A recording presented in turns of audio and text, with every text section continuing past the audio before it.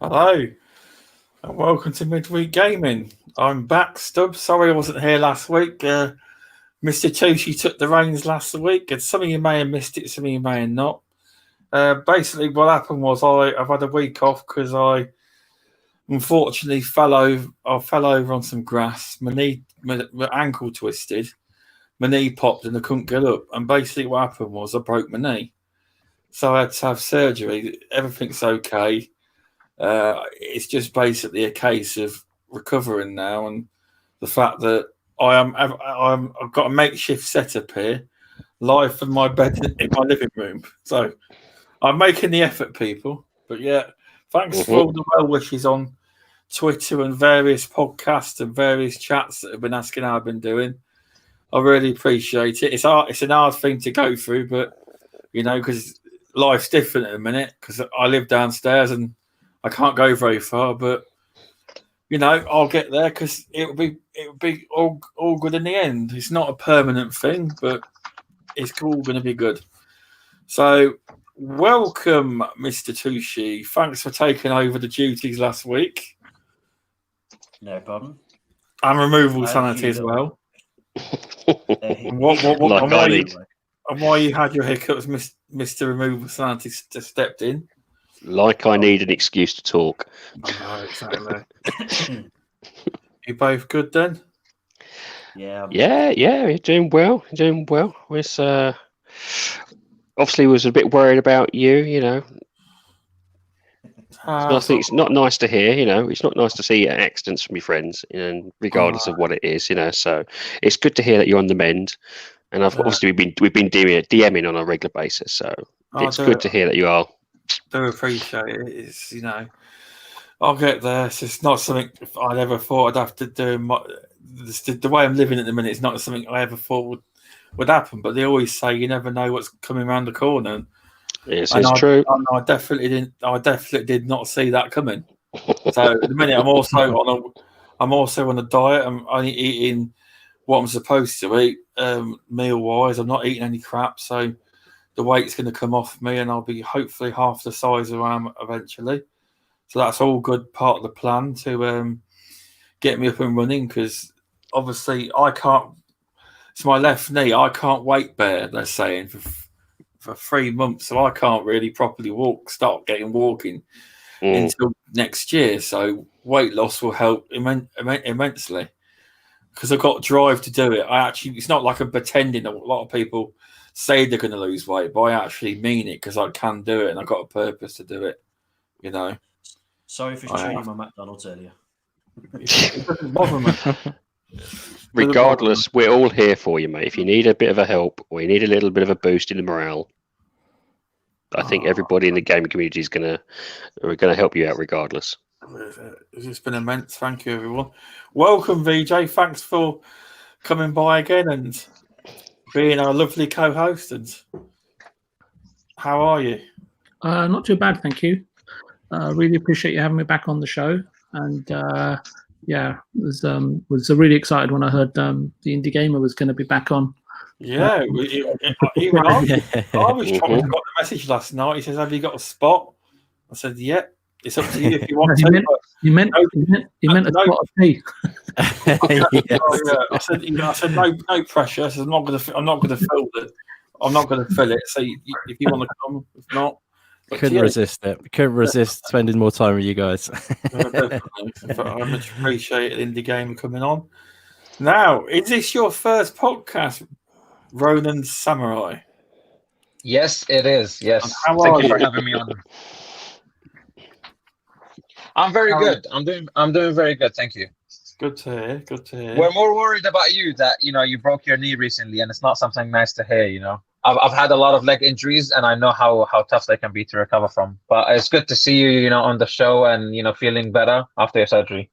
Oh, most definitely. I mean, that day, my surgery was for 3.5 hours. I went down at 12:30, and here's the kicker. I get down there, I get into the surgery room. They got the wrong person. It wasn't me they're after. So I had to go into a different room, talk to the doctor. I was meant to due to go in at 1:00, and I didn't come round till about 9:30 at night. Oh was- dear, oh. that's not good to hear. Going into a room saying you're the wrong person. Oh, no. Yeah. They knew who I was and what it was because he taught me through it. And the thing was, Got he you in just- for some brain surgery instead today, Monster. Just shave this off here, cut a bit of that out, it'll be fine. I know, the thing is, He's it's now like- got a memory of a 20-year-old. He can recall when everything. I come out of recovery, they kept me down there for quite a bit because I was having hallucinations as well. I was hallucinating. So they eventually got me back on the ward about 8, 9, half 9. I don't know because I rang my wife and I video called her and I scared the crap out of her. I shouldn't have done it, but I wasn't really aware of what I was doing. I'd never had surgery. Do you know what I mean? Yeah. I've had when I broke my knuckle, I had a boxer's fracture. Yeah. I had to get it surgically done. So after my surgery, I was on anesthetics, and I was teaching the nurse how to do exercises. Oh, the joy of drugs. That's gonna be captured as a soundbite. I'm going to do a few shout outs because there's quite a few people here already. Welcome, Warwick Gaming. I won't say the whole name, there's no need to. It's quite a long name. You change your channel name. Well, I'm just not getting caught out this time. Welcome, go. I was about to shout the panel out then. Go Force Gaming. Welcome, Shonsu. Welcome, War Stew. Welcome, Geeks Gods. Thanks for stopping by. Who else we got? Welcome, Cerebral Paul. Hope you're doing well. Welcome, Mike Robinson, who also it's Homer J9, Homer J1889 off Twitter. Oh yeah, I know you. Thanks for stopping by, mate. Who else we got? Oh. Welcome, Cool Kid 1471. Thanks for stopping by. Yeah, we've got a good panel and some interesting topics to talk about we have today, and hopefully we'll get going soon. Now, if you want a cool gaming website, you can't try it currently, but please bookmark www.bg4ghub.com. The site is there currently. You can't access it. It's having a rebrand, a refresh. It's going to have a whole new look and everything. So keep your eye on that page. It's going to look really. Obviously, they're going to start advertising when they're going to rebrand. Mr. Tushi's changed his avatar to Sam Fox. If we start seeing VJ swoon, just slightly back away. So it had to be done. Oh my god.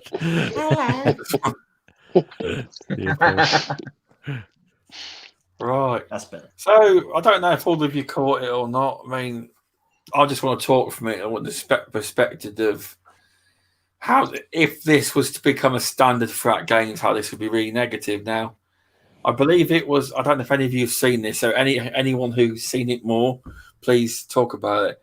That game NBA, I believe it's 2K21, had an advert put into it that was unskippable. And the community reacted quite badly to this. Did any of you lot see this? And what were your thoughts on? Okay, it's something minor. Say for saying complain about it, but if you don't talk about it, you don't whinge, and you don't. If you were to basically let this go and not say anything, you'd have every single game doing it. You would, And I understand money's tight with devs, and every extra bit of money generates more cash, but I just think it would set a bad precedent if that was to become a thing in the whole gaming industry. I know I'm being a bit over dramatic with that. Welcome, Shizno Elite. What did you catch that indie game, or have you got any thoughts on that? So this maybe quite a bit 3 weeks ago or so. Was the one you meant that instance? Yeah, It may have been, yeah. Yeah. Firstly, I don't know if you missed my intro or it was just me missing it, but if you missed me, I just wanted to say thanks for having me on today, and it's great to be spending the time with all you guys, Mr. Tucci, VJ, my man, always, Removable Sanity, my man, and good to be on the podcast with Ronan Samurai on his first occasion as well. Thanks for having me on, Stubbs. And into the question. Sorry, I don't know if you. See how professional that was. That was just straight. I know you don't do professional; it's all laid back. But I just wanted to make sure my gratification was out there for being on and hanging with you guys. You were trying to break my world speed record of talking there. I was a little bit then, actually. I'm taking a leaf out of your book, my friend. You are, an inspiration to me, after all. But yeah, it's great to be on with you guys. Sorry, buddy. I thought you have some fish and chips later as well. Oh, thank you. Anyways, yeah, I vaguely remember this being discussed a little while back, and it's with adverts thrusted into your games. Is that what you are talking about, Stubbs? Yeah, it's not like, how in some video games you'll probably have, like in sports, normally you have like adverts on banners and stuff. Now that's different. Yeah. But apparently this advert was actually unskippable and you had to watch it. Yeah, I mean, I think it's all down to how it's done at the end of the day. Like you say, if you're playing FIFA or something and then you've got like adverts on the banners around the edge and stuff like that, that's totally fine because that actually adds to the experience of the game. Exactly.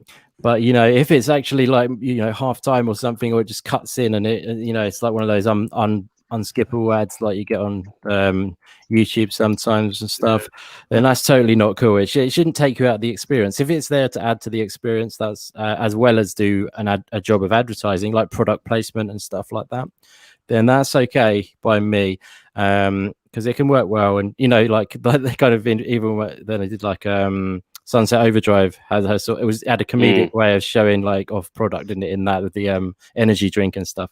Like if it was to have something like in that game, then that's totally cool. But yeah, again, I don't mind if it had like sponsorships around the edge of a football game or like a sports match, because that all adds to the whole like immersion factor of playing a sports game and stuff. But if it cuts into your actual game time, if you're playing like whatever game it is and it just cuts in and it takes you out the experience, then that's not cool in my opinion. It should be done in a different way.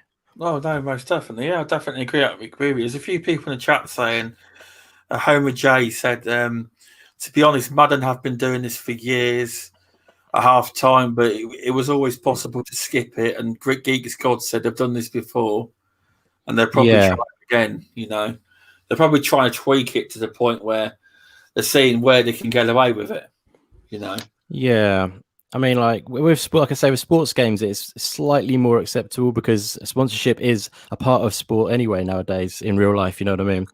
So that's probably why they feel like they can get away with it. But it's just how they do it. It's all about the implication. The oh my god, I've forgotten the word. Implication, the way it's done, basically. You know what I mean? It's the way. If they do it in the wrong way, then it's not cool. But they just have to walk that fine line, I think, in my opinion. Anyway, I've talked enough, so. You have some valid points on it. You are right. It's all in moderation, basically. If you can get the balance right, then it's all for the best. But yeah, depends how it's done, as you say. Have you got any thoughts on this, Ronan Samurai? I mean, yeah, that's it. Yeah. But basically, like, this isn't a good thing because once you put unskippable ads there, a lot of companies will come to you for promotion and put in their products there and stuff, and that will just increase with time. So if a lot of people allow it and don't speak about it, it will just continue. And EA will learn from this, and I don't like that. I don't like that at all. EA will look at this and be like, we can do this too. Yep, absolutely. Exactly. That's the worst company to give ideas. That is. I mean, soon you'd be playing Battlefield and you'd be mid shooting, an advert will come up and you'd be dead. Oh my goodness, that would be horrible. That would honestly be horrible. But like, I'll play 2K20. I played 2K20 and there's a lot of ads, but like I've even seen my little brother play it and he just skips through everything. Like now that it's unskippable, it will take away from that experience about enjoying the game, especially when next gen is all about the hardware being quick to load, quick to play, get into the game straight away. But then you have an ad that you can't skip. I mean, even in YouTube, you have the 5-second ads where you can skip anything longer than that, and you start to get annoyed. Almost. Yeah. With YouTube, though, you're not paying for it, so it's acceptable in my opinion. YouTube is a different thing. That's how they are making their money out of it. So you're getting free YouTube videos to watch at the end of the day. That's how they're making their money. They need some sort of revenue stream, if you see what I mean. Exactly. So it's even worse that we're paying £70 for it. Exactly. And they're making us see an unskippable ad. Exactly. Oh, most definitely. Yeah. Welcome from speculation. Thanks for stopping by, buddy. Yeah, no, you are right. I mean, about the unskippable ads. I mean, we just hope that they actually apologised about it and made out it was some kind of. We didn't mean to upset you. We're going to correct it, but they intentionally put it there, But at least they admitted and they said they were sorry, Yeah, but that's part and parcel of the course, isn't it? Put it in. If people don't complain about it, leave it there. If people do complain about it, oh, it was an issue. Oh, it's a glitch. Oh, it's a bug. Yeah. It was an Come error. on, how many times have we heard that before? Jesus. That was after the backlash. They apologised. Exactly. If they'd come out beforehand, like an hour later, said, "Oh Christ, sorry, we're sorry about that. It's a little bit of an issue, maybe," but no, they waited to see how it was going to be taken. And of course, it's going to make them money, isn't it? Let's face it. It's the same thing with any monetization. We pushed and pushed until there's a backlash. And as a community, if we can get that backlash in a little bit early every time, then hopefully they will listen. But yeah, they will push regardless, because at the end of the day, it's a business. They have to make money. Yeah, I mean, that was the same situation with, like Spider-Man being 30 FPS, and when everybody complained, they were like, oh yeah, in boost mode, you can do 60 FPS. Only after people complained. Yeah, you're all right. Yeah, welcome, Wakanda News. And also, buddy, I'd like to thank you for dropping me the gift code for... Now, Indy, I'm going to say this name, but Indy might have to save me on this. Raji, an ancient epic game. No save needed. Oh, that's all right. I've been playing it today. It's a very, very good game. Well, I appreciate that. It's actually a very... I played the demo, and he messaged me saying, try this demo. So I tried it. He said, do you like it then? Next thing you know, it's appeared in my Xbox Live thing. Nice. Yeah, very nice. Yeah, he's a good guy. Very generous.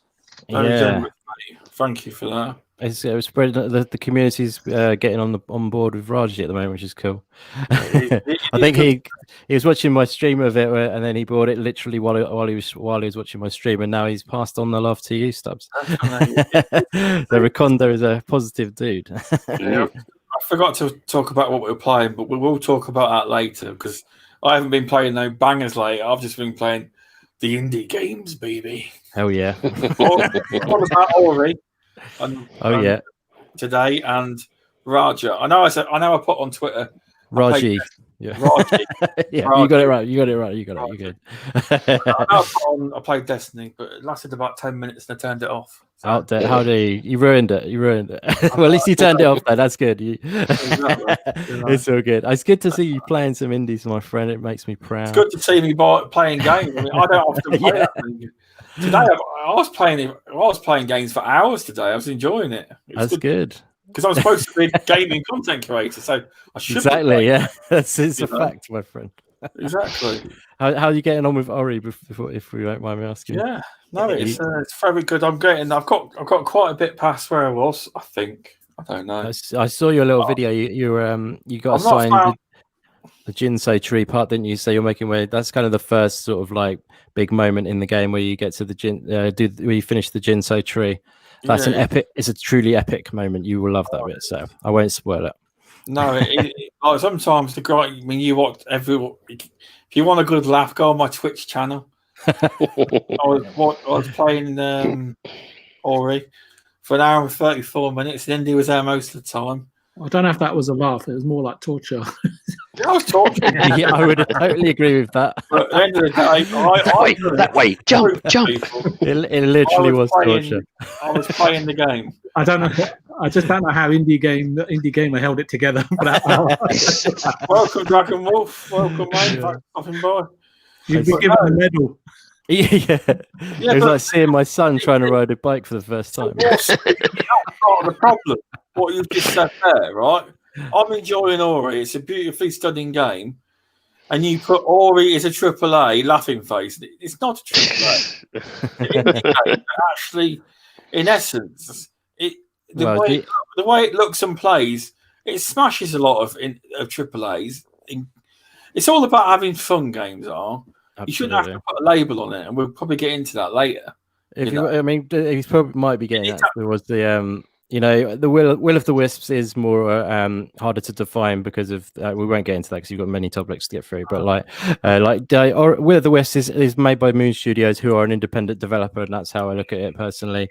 And the game you're playing is most definitely an independent game because that was made, Moon Studios. The first game, Blind Forest, was 100% indie. Like this one is more. The second, the Will of the Wisps, is harder to define, but I still class it as indie. Yeah, I know it's on Switch Wars, Stu, but the IP, I believe, is still owned by Microsoft Publishing. So, although yes, it's on there. I mean, if you bought it on Nintendo, Microsoft are still laughing all the way to the bank. So, do you know what I mean? It's a very good game. But more than that, my friend. Anyway, I've got a masterpiece. Does anyone else want to chip in? Have you got any thoughts on the 2K21 adverts, VJ? I did sort of had a sort of an attempt at sort of breaking down a little bit about game ads and so on and so forth. I think back last month or so. But I think product placements in games does have its place, I guess, in terms of grounding the game in reality. You can also find the cool factor, right, in surroundings and items that feel say familiar to you. It was interesting because there were a few people. I don't know if you played the Yakuza or Judgment. There were a few people that were complaining about product placement in that game. But for me, it was like going to the vending machines or the Popo shops, all over the map. Because the Popo shops basically stand in for the official 7-Eleven stores, right, that heavily populate the city of Tokyo. But yeah, you can go in there and purchase and I know this from jet lag. I would always go in and purchase cans of the ever popular brand Boss Coffee. So that was great for me. And then I'm a big Final Fantasy fan as well, and the pot noodles. And again, people are kind of making fun and saying, "Is there a place for this in video games?" And again, it just, for me, it seemed like a benefit. And I think, you only have to look back, what was it, Crazy Taxi? It had Pizza Hut in it or something, and KFC, but it never interfered with your enjoyment of the game. It was like, oh my God, there's Pizza Hut, right? So I think games that are enhanced with brand product placement or even retro game interaction, right, or integration, and you often find Sega arcades in Yakuza and Judgment and so on and so forth. And I think even Goemon Warrior, although back in the that's Legend of the Mystical Ninja for you guys in the West, on the Super Famicom and Super Nintendo, also had a little arcade. It was really weird, right? And you can go and visit it and play games like Salamander, right? And I used to put tons of coins in Salamander, right? It was one of the, I probably still is for me, one of the best side-scrolling shoot 'em ups, and I really enjoyed R-Type 3 in the arcades. But if you've got sort of real ads, which if you take FIFA, for example, and I think that's a good example, where they have those sort of rotating digital banners on the sides of the pitches with official ads. I think if they've still got them, that definitely enhances and adds to the authenticity and realism of the gaming experience. Look, I'm mentioning all of these because it's not always bad, right? Having this kind of thing implemented if it's to the benefit of everyone, right? However, if in-game adverts blatantly break the immersion, and indie gamers, I'm just repeating what indie gamers already said, to be honest with you, and serve up nothing more than a sort of distasteful or, I don't know, nauseating slap in the face, then I guess there's no place for it. And it's hard to sort of understand what Removable Sanity pointed out in terms of why and in which world publishers seem to think it's beneficial or even okay to do so, right? I'm sure it's taking up development time, and these guys are all about, conserving costs. So it's kind of insane to me. And surely they can't be that out of touch to realize by impairing the engagement experience is definitely going to grate against a player, regardless of apologizing and adjusting for it. It's going to remain in everybody's consciousness, right, for definitely for time to come. And apologizing doesn't really cater for the fact that the horse is already bolted, so to speak. So, I mean, we know the usual suspects. Some publishers will try and do whatever they can, right, to add to the bottom line. And we all know who those usual suspects are and who to look out for. But, it's going to be really interesting because I don't think we're seeing the last of it. And I think that is going to be really interesting, and maybe it's another topic, right, in terms of where this is all heading. So, that's all I've got to say. I hope that was helpful. Yeah, no, you are right. I mean, as you say, has there been a general consensus is if it's placed correctly and scrolling banners on the pitch and stuff, it's perfectly fine.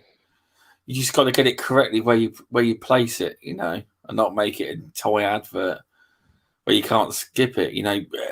Place it correctly, in essence. Well, in fairness, to collaborate onto what VJ says, I don't think this is a developer choice. And we suspect it's probably going to be a management choice, and they've asked someone to implement this outside of the development team. I couldn't see, or if it's being pushed heavily against the developers' wishes. Yeah, that's specifically why I mentioned publishers doing this, not development teams. Exactly. And it's just making sure that's a clear distinction, which you were saying, VJ, because I think sometimes developers get the brunt of the wrath when really it's not really them who are causing the problems. Agreed. Oh, most definitely. You got any thoughts on this, Mr. Tucci? Not really. No, it's pretty much been covered now, isn't it? Yeah. I've got the same as everyone. Is that I don't mind banners on the side of the pitch sort of thing, but it's like what you said. Imagine being in the middle of a match of Halo, then you get like washing machines live longer with Calgon. Like an advert comes on, and then you start shooting again. He's like, what the fuck? Exactly.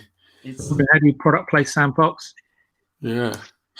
Well, I think if product placement is it makes the game itself feel better. As you said, it enhances the game experience. Perfect. But when it's intrusive to the game experience, it is only going to annoy the player. And I suppose really these adverts aren't. If we think of it as a tool for what it is, it's not there for the average gamer. It's there for what we classify as the whales, who see a product, see a placement, and can't help themselves. Exactly. Yeah, you're right. So, right, got a few more people came into the chat. Welcome, Adia Dia. I hope I've not butchered your name. Thank you for stopping by. Welcome, Pong Soul. We're going to have to stop meeting, mate. We see each other quite a lot in chat rooms, in various different podcasts. We do. You're one of the busiest. I'm glad you clarified that. Yeah, exactly. Please drop a like and share this out. I know a lot of you have already. I appreciate it. And subscribe if you're new to the channel, if you want to keep up with the weekly podcast. Also, welcome the original Next Level Gaming. I presume that's Mike Mullers. Welcome. And welcome Carlos Vermara. Probably got that wrong. And welcome I Still Rain. Thanks for stopping by. I appreciate you all stopping by. Now, I'm going to let Mr. Tucci handle this next one. It's the what's the thoughts on the revelations, because you asked a question on your YouTube channel about what Quick Resume was about on the Series X and Series S. Would you like to elaborate and ask people what they think about it? Because you're more clueless than myself. It was a question that confused me, and it was basically what happens if you're on your Series X, you pause your game, you start playing Halo for a few minutes, you jump onto xCloud, for example, jump on there, or you jump on the PC. What happens when you load up the game? Does it carry on from your last save, or does it from quick resume from where the Series? We actually found out that it quick resumes from where the Series X is quick resumed from, which is I don't understand how the hell they've done that. It's bloody impressive if you ask me. What's You know? that? Yeah, and Quick resume from. notified it. If you're on your Series X, it comes up on the PC to say that it quick resumes from. It comes up on the PC to quick resume. So for a different platform. So from your Xbox to the PC. So what you mean cross-platform? Yeah, because what I was worried about was, say, for example, if I was playing Gears 5, for example, I paused it. It went into quickly in the VRAM. Then I played it on my PC, and I played it for 4 hours, for example. If I go back and save it, say if I went back on the Series X, would it load up my last save, or would it carry on from quick resume?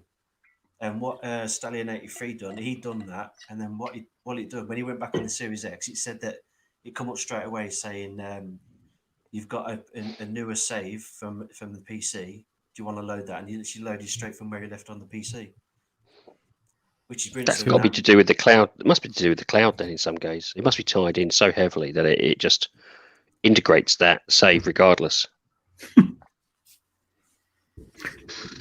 I don't know, I'm guessing here.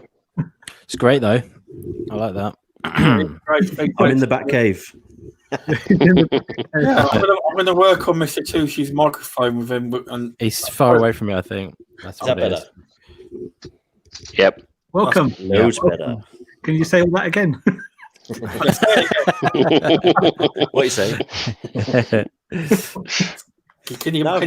Can you explain the quick resume just for some people that may not have heard you? Basically, if you're playing on your Series X and you've paused the game, pull it in quick resume, and then you go on your PC and you can carry on from your quick resume point. And then, say for example, you do 4 hours gaming on there, just pause it. So once the game's saved, you go back on the Series X, you can carry on from where you left off on the PC. And it's vice versa, works the same on both platforms, which I think is absolutely amazing. Because you won't be able to damage any of your saves, like load up the wrong one. It does it all automatic for you. I think it's brilliant. I think it's brilliant. Does everyone else agree with that? I mean, I don't think it's a question you can really. It's not an in-depth question, but what does the panel think of this system? It seems really great to me. It does. Seems good to me because I play from Xbox and PC. So yeah, great. Thumbs up. I won't say much, so I just cut off VJ. Sorry about that, buddy. What were you going to say, my friend? No, it wasn't me. It wasn't me. I thought I heard someone. It was me. Sorry, Rhiannon. You go ahead, my friend. That's all right. That's all right. No, I think really like quick resume is a really game changer. Like, I mean, some people are saying it's like, oh, why would you load 5 games? It's not about why would you load 5 games. What if your friend invites you to play a different game and you want to just quickly exit the game without having to get to the next save point or anything? You just quickly exit and you go on the multiplayer game and you jump in with your friend, or you jump in, oh, your friend said, oh, this game looks good, and you just want to quickly view it because it's on Game Pass. So you just quickly jump out of the game and you enter another game. So without losing anything. So I think it's a real game changer. Like it's a very good feature to have. And the question Mr. Tushy put on was really good because I even thought about it, but I forgot to add it on. So it's good that once you left the game on quick resume on your Series X, then you move on to your phone, for example, xCloud. You continue from where you left off on the Series X. You save the game, and then you go back on the Series X. But the only issue is that it doesn't quick resume again. It has to replay the game, like restart the game from the beginning, as in you just loaded up the game. It doesn't quick resume when you go back to the save because it's a save. But it's still pretty good. It's still very good. It's still only about a 9-second wait as well, so who can complain about that, really? No, it's incredible. I mean, I seen Warwick in the chat claiming that let's have a look. What did he say? He claimed that basically the PS5 can quick resume 5 games, and it was resume on the PC. Now I have doubts about this because of the save issues that the PlayStation system seem to have with carrying games over. Then they've never been heavily cloud based, and I think that Xbox 360 heavily worked on cloud saves being the common denominator. So that does sound good if it works. I'd be dubious about it because Xbox has put work into this for years, and obviously, Quick Resume is the new. It's linked to the cloud. It's got something to do with the cloud, obviously. Welcome back from the dead. Thanks for stopping by. I mean, Yeah, I no, even just, recently had. Sorry to cut you guys off. No, sorry, that's fine. I mean, I even recently saw on Twitter that the Azure servers. I don't know how you say it, Azure. The Azure servers. Yeah, the Azure servers are now gonna be linked with what's his name? Elon Musk's new satellites. So the cloud service is gonna take advantage of Elon Musk's new satellites, apparently. Wow! And then Dr. Evil's going to come in. Yeah, use it as a laser. That's pretty. Yeah, when they were joking about it, saying that Microsoft's taken over the moon or something. Yeah, You can get 4G on there now or something. Nice. no, they're actually putting 4G on the moon. It's insane. Yeah. It's a nice. What's that film called now? The one with the Nazis on the moon. What's it called? I know what you're doing. I know what you're thinking of. I can't actually call it that. It's Iron Sky. That's it, Iron Sky. That's what it is, isn't it? They're all up there having the bloody Wi-Fi up there, aren't they?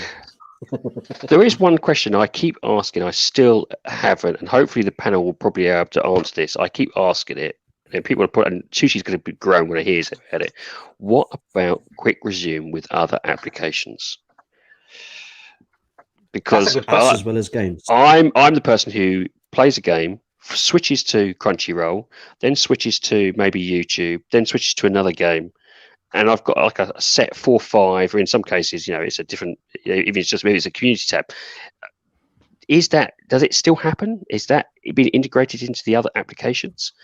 And I have seen nothing yet. I've mentioned that. I wouldn't have thought that'd be that difficult with your apps. Really, video apps shouldn't be very taxing. That shouldn't be. Well, clearly, obviously, YouTube, you won't be able to do that because you're obviously. Well, I don't know, because I mean, I've gone back into my YouTube application and I picked up from the video I was playing if I got out of it, as long as I didn't close it completely. So I'm supposing there is some sort of similar system, or maybe not, but it's one feature I have seen no one talk about. Maybe it will load. Sorry, go ahead. I wouldn't worry about it because think about it, they're going to be running off an SSD as well, so you're going to be loading them that freaking quick. Yeah, exactly. Yeah, Days. Like on PC, that's the case anyway. When you run it, like I'm running off the SSD, like I'm sure many of you guys are, and it's on PC. You just come back in when you come back in and out like you want. Really, it's not.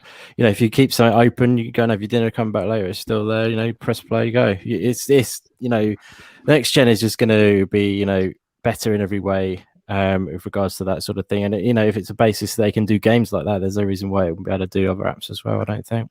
I mean, that'd be brilliant. Say you've got a movie app, you're halfway watching a movie, jump onto a game, have a bit of a multiplayer because your mate's called you over, and then get back to the movie again.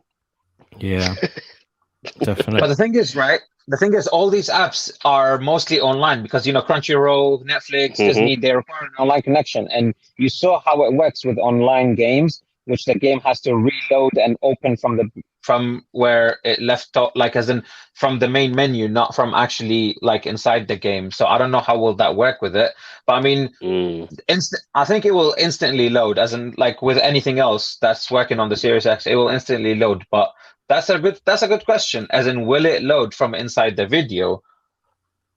But also, would that take off your internet speed, which you're using for a game or for a download, or that's the same thing. Say you have it. Well, that's the same thing with 2 multiplayer games. Say I'm playing Titanfall 2 multiplayer, and I want to go into COD 2 multiplayer. I get obviously, you get out once you're out of once the match is finished, you jump over to another match. But that's you're still in, say, the lobbies area. You could be. No one's. You just lose the connection to the lobby. That's all. Yeah, just keep your connection. Yeah. Do you think you'll be dodging around that much, though? I mean, I guess you might, if you're playing a single player game and someone calls you over to play multiplayer, you go to play with your mates for a bit and go back to that single player game. That's about the only time I think I'd ever really use this, though.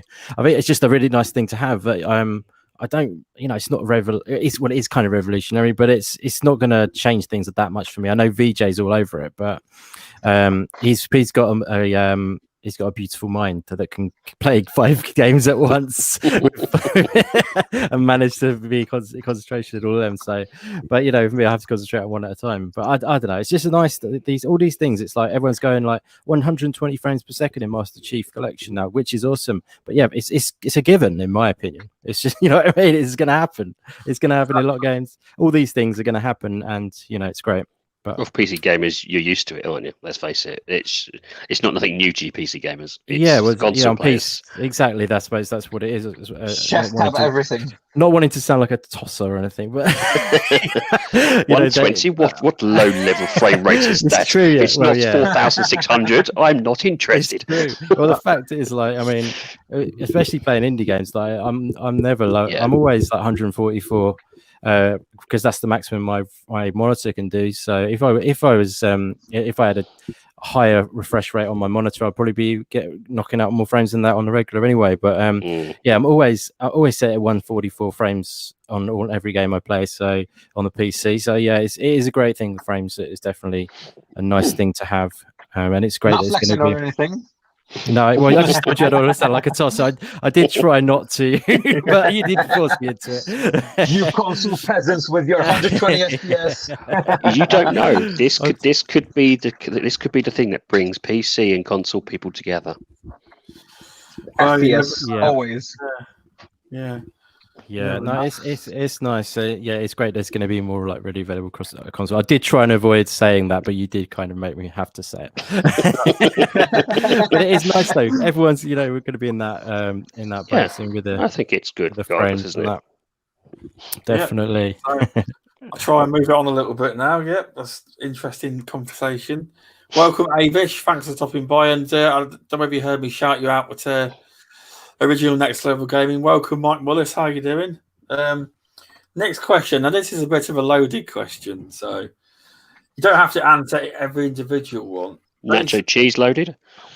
How will Xbox manage all their studios? Has Xbox learnt enough in how to retain and develop studios? So, in reality, is Matt Booty capable of this massive job with this massive load on his shoulders, operate, because it's quite a big powerhouse now, Xbox Game Studios.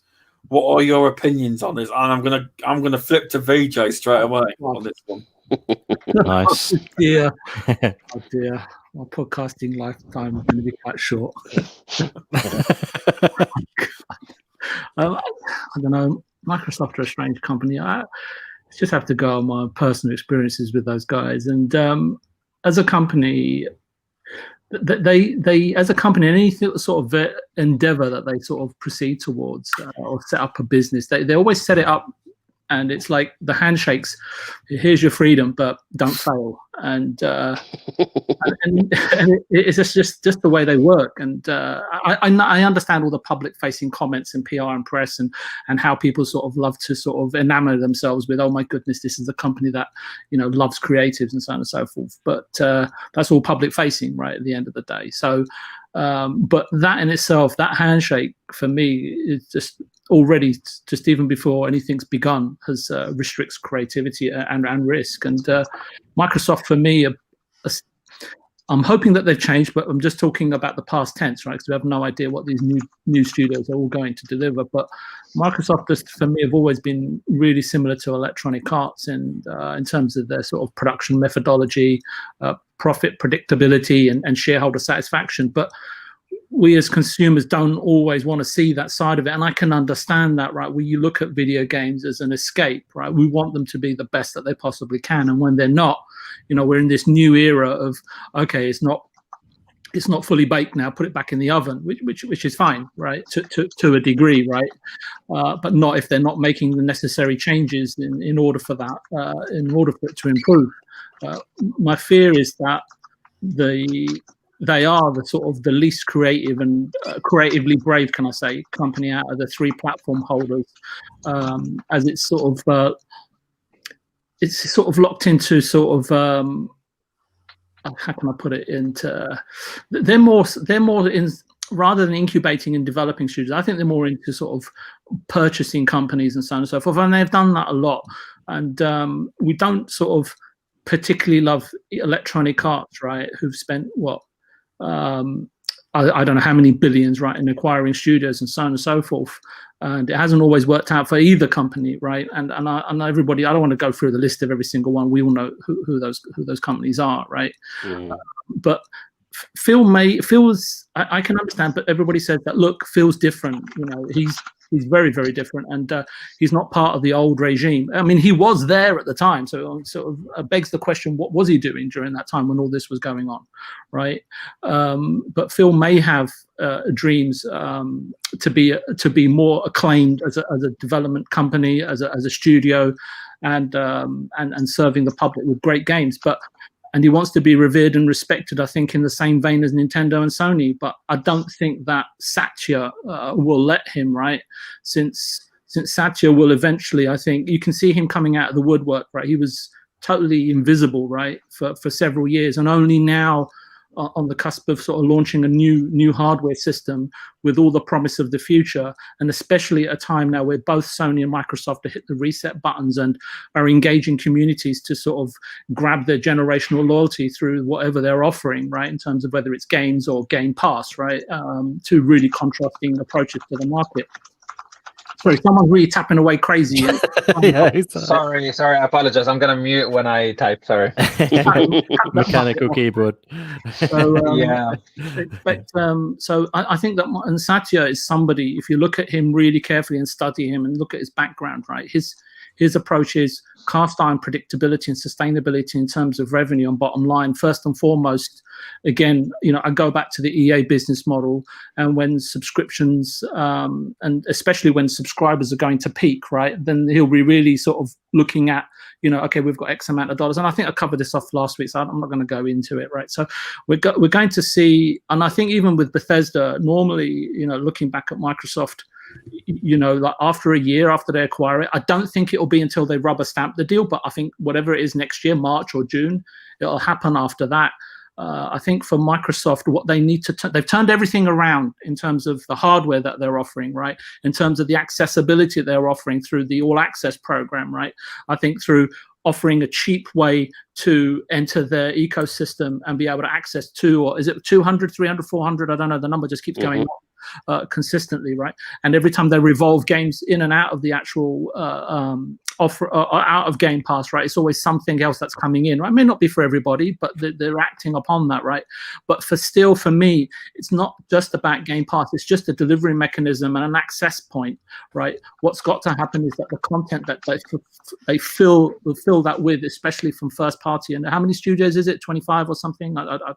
I can lose count now, but for me, as I was saying, and I'll get to that point now, is that creativity is sometimes for me in a distant 5th place for Xbox, and it comes after production, after marketing, after finance, and after analytics, right? So it's like it really is studios.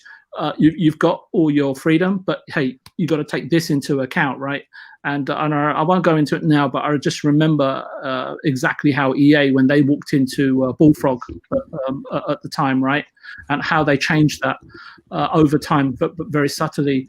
But and I can make a perfect point here, right? Since the launch of the original Xbox Studio structure, I don't think anything's evolved and changed. I think they bought Rare in 2001, 2, something like that. Was it? It was quite early on, right?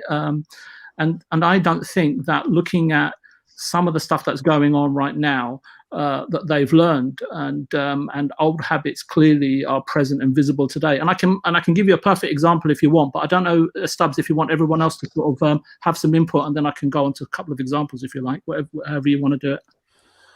If you want to take some examples, because you've had a few people disagree with you in the chat already. Oh, okay.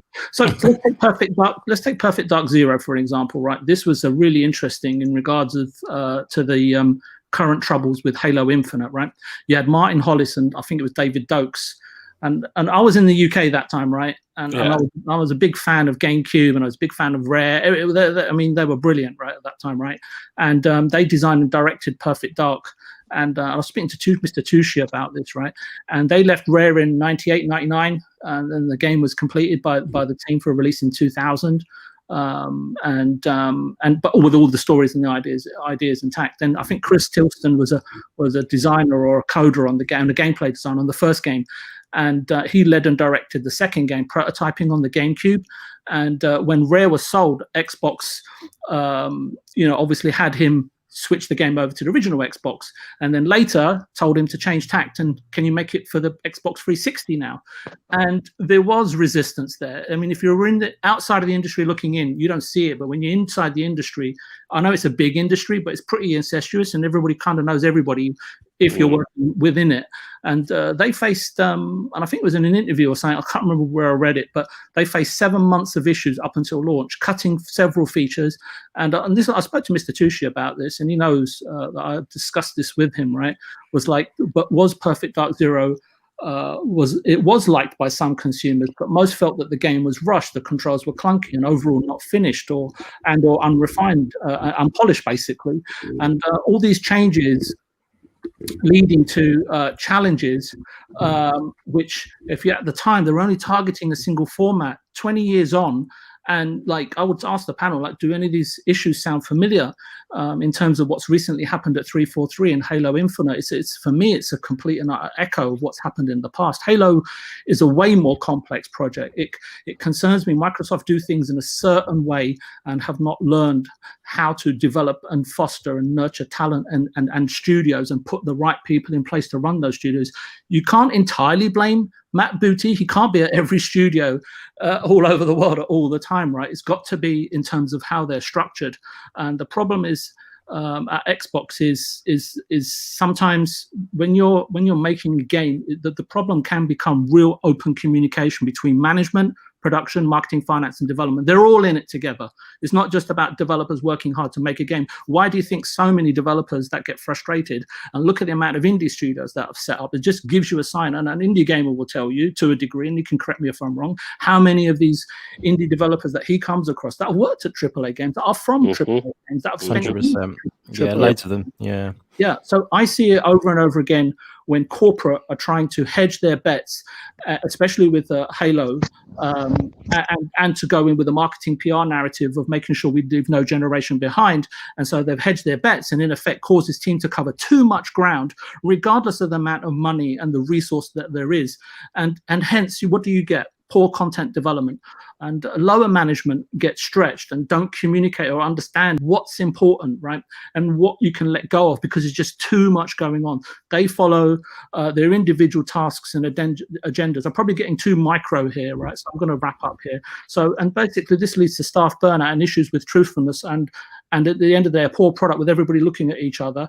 And Phil announcing in December that this game was coming out in November, or with the launch with the Series X, just working backwards from first-party Q&A, gold submission, logistics, manufacturing. He knew back then the game wasn't going to hit, right? If he didn't, then there's another serious layer of problems at Microsoft that we're not aware of. But I'm going to stop there. But that was just one example of many that I can give, right, in terms of where Microsoft need to improve. I'm not saying that they're bad and they're going to repeat history, but 20 years on, it really just takes me back to exactly how they were back then to how they are now. But make of it what you will. Yeah, no, there's definitely some good points there, VJ. I mean, a lot of people, I'll be honest, don't like to hear that Xbox ain't doing all that well.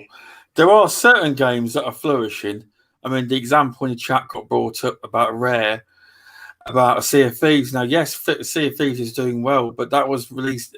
It got better about a year after release. It was a completely different game. The point was the game should have been there on release.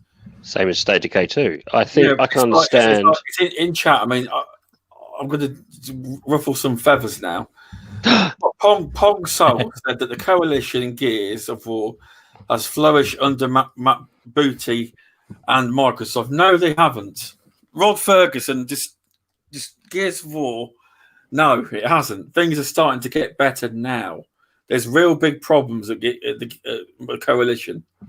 if you ask most Gears fans about, and they will probably, if you ask the hardcore Halo that play multiplayer, they bitch about it, and the same for the Gears of War, because I walked away from Gears of War because there was that many problems, and everyone thought Rod Ferguson was this great saviour.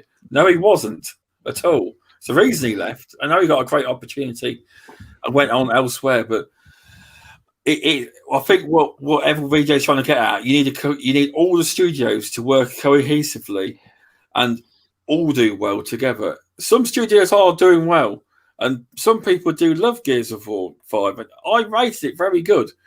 But there was still a lot of bugs, and there's still a lot of bugs in the campaign to this day which haven't been fixed.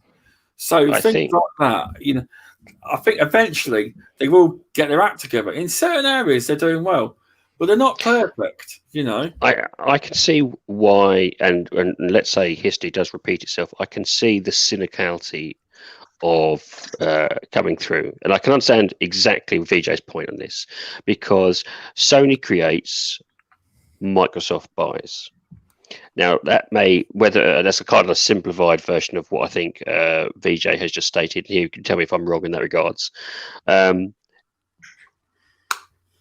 proof is going to be in terms of how these studios perform, and whether or not Microsoft can give them freedom in terms of their creativity without feeling that need to dip in. And in some cases, they've always felt the need to dip in. And in some cases, that has been a hindrance to particular studios. Whilst they're never going to be as bad as EA, they have historically, and I agree with VJ here, they have historically probably dipped their fingers in where they shouldn't have done, and let the publishers or developers do their own thing. I think Sony's very good at that. They go, you create what you would like to create. Go ahead. You give us the product, and maybe at the end we might give you our feedback. In some cases, I suspect they probably don't even bother. They go, just give us the product. Just make sure it's nice and good. Where I think Microsoft potentially still has that corporate identity of, I'd like to tweak this slightly. I'd like to tweak that. And that itself can cause problems at any level.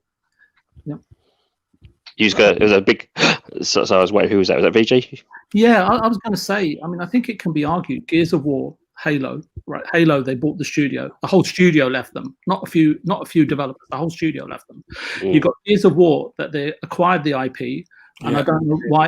And they acquired the IP, and you could argue that both of those IPs, which effectively were stalwarts for the Xbox 360, under Microsoft's guidance, have diminished in value. And I think you could go through a lot of the roster in terms of Microsoft.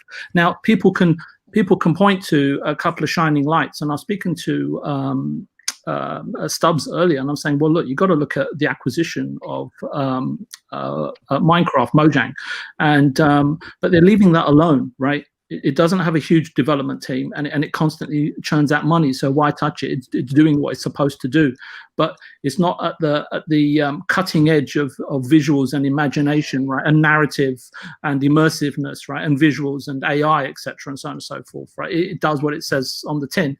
So. And people can point to, well, let's look at Flight Sim, because that's done really well, hasn't it? Well, how many people have actually bought it? And last time I went on to check, I was looking at Tokyo and various other cities, and I think, what's going on here? These cities don't look like what they're supposed to. And then I went and asked somebody, and they said, oh, no, if you want like detailed cities, you've got to pay $5 a go per pop to populate the city with high resolution assets and to make it look like what it should.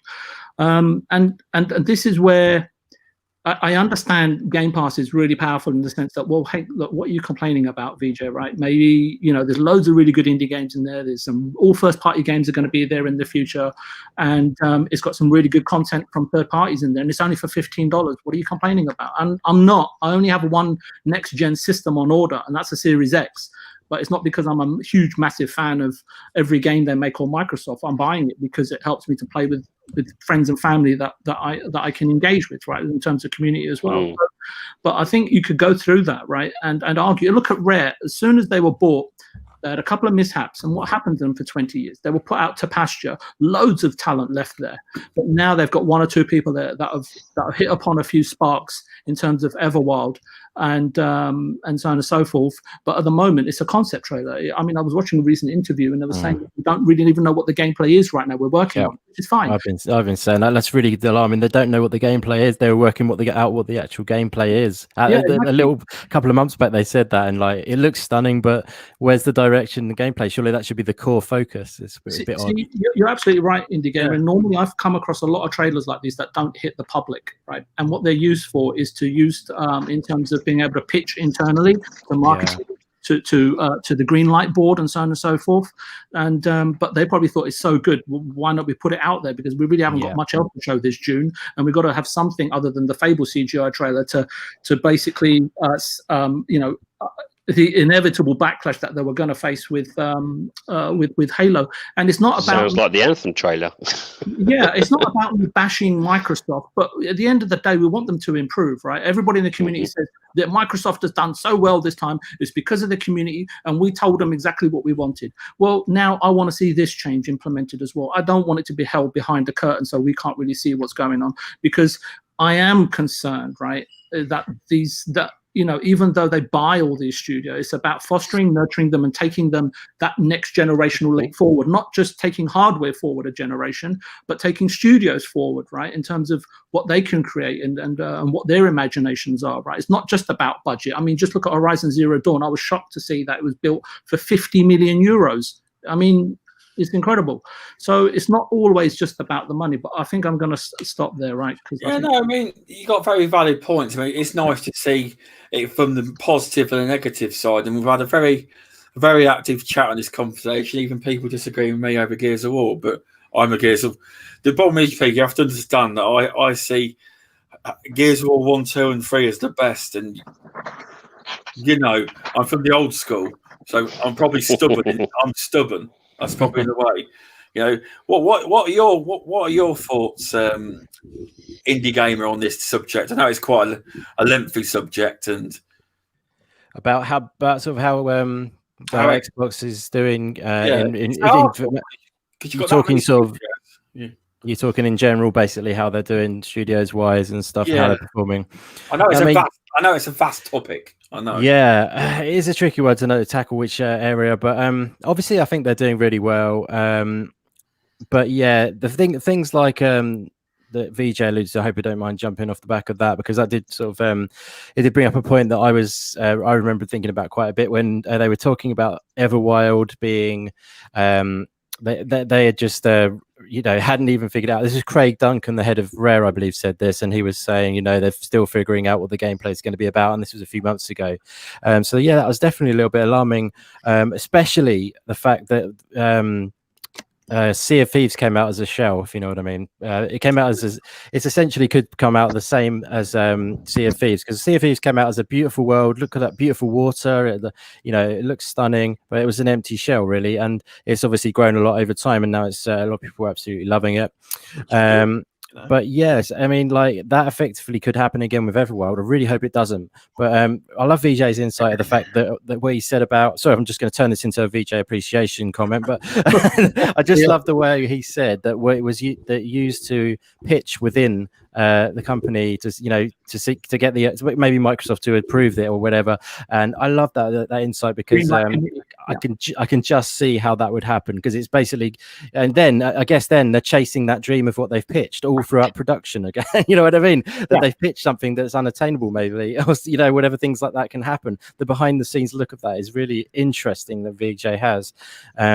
But yeah, like, I mean, I haven't really got a lot to add. I won't. VJ's was incredible, but like in general, I'm really impressed with what Microsoft and Xbox are doing. I feel like they're setting themselves up really well. A lot of diversity is a focus for the studios, and I feel they're doing well. But there are certain little elements like that which are slightly concerning, but I feel like they're building in momentum, building in strength as a whole unit, and in my opinion, it's good to see what they're doing. But yeah, I won't add any more to the whole thing, because I feel VJ's done. No, actually, Indie Gamer, you said something there. So just imagine that Microsoft have got 10 buckets, right? Yeah. 8 or 9 of them are absolutely fine. But if there is a leaky bucket, Yeah. we should be addressing it. And I talk really positive about Xbox. I've talked about them really positive, but there are certain things that worry me and concern me because I still see old issues resurfacing. And I'm saying, how are they going to plug that leaky bucket? You know, and it isn't about going and buying Bethesda, right? Because we still haven't seen what their next set of games are. So let's park that for a minute.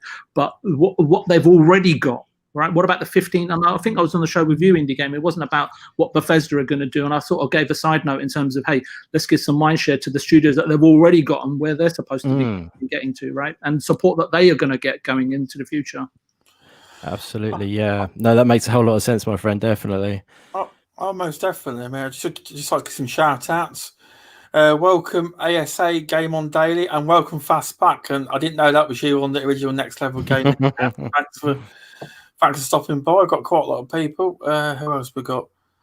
Yeah, no, I mean, the point is, I mean, the reason I like to get different views is, yes, it's a lose-lose for Microsoft. They can't do right or wrong in some people's minds, but I like to have a mix of different views on the situation. I mean, you can't be 100% perfect, but in my view, they're mostly doing all right. But some of the studios have got to come up with the goods, you know. But in general, they're doing well. But obviously, there is areas that they're not.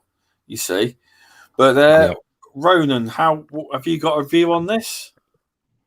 I mean, most of the things I agree with VJ. He has a really good point that, you know, there's this Xbox thing has been going on for 20 years and they need to improve and all that. But I feel like Microsoft and Xbox have turned the tide recently and they've been really working hard to try to get, you know, to listen to the community and see what they're saying and try to improve. Obviously, it's quite late now that it's been 20 years, but it's still an improvement over what they've been doing over, you know, when Phil wasn't there.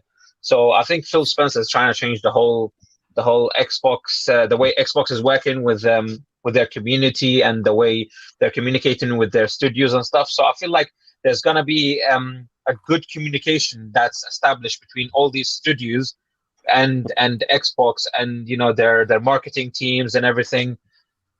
Even though we had the Xbox S blunder where it came up earlier.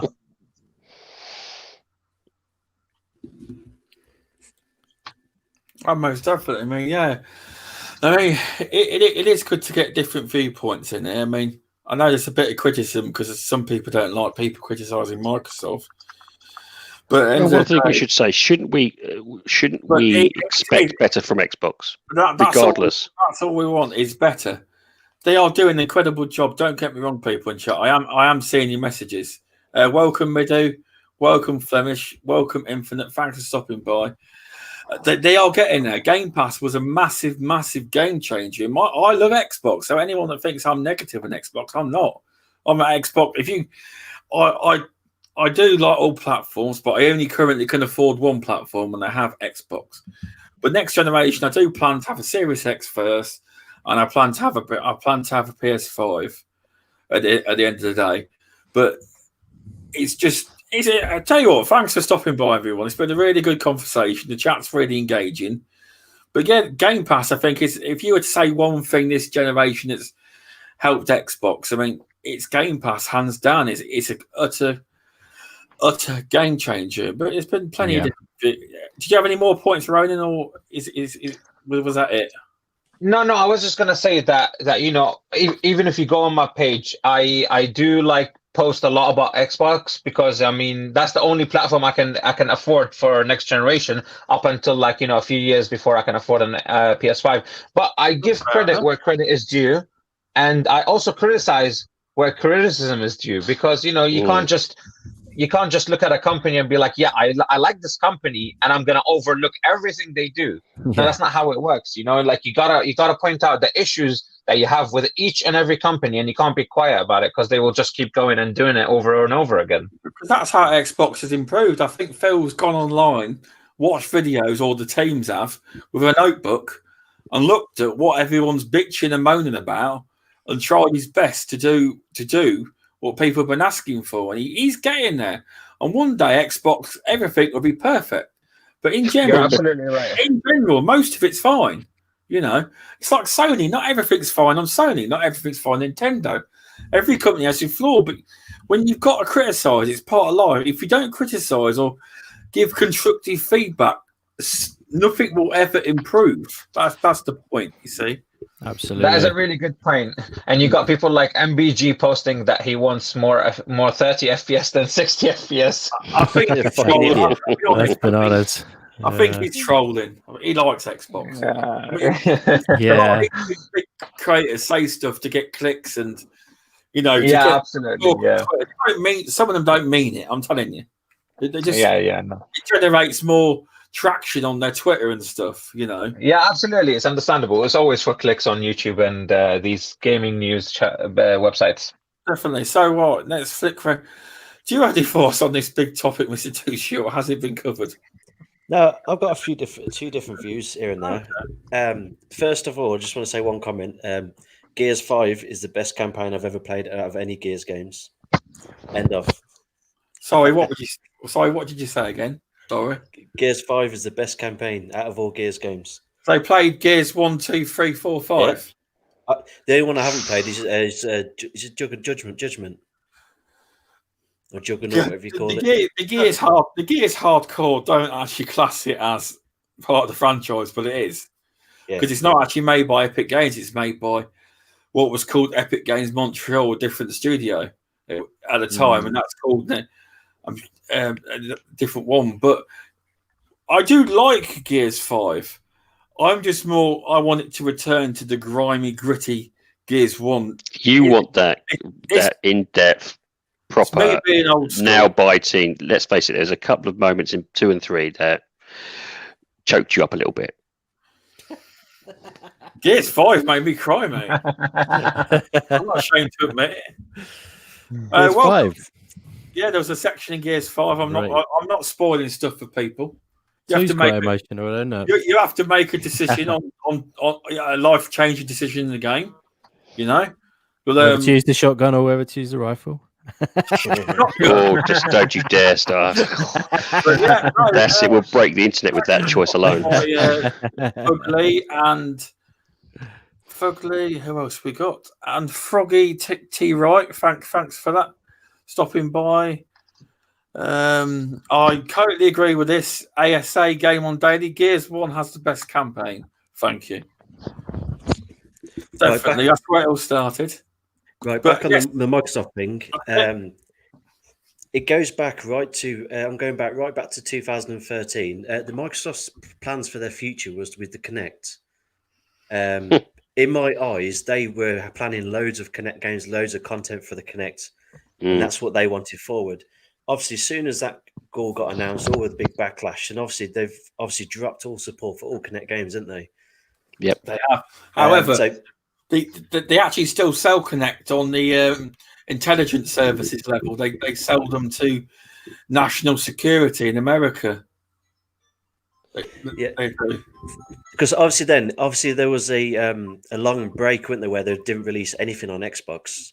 That's where it come to the point where Xbox was going to get shut down, weren't it? Basically, until Phil proved a point that he could turn it around, and it's it's took that long to get to where they are now. But you can see over the years how efforts raising over the years and so.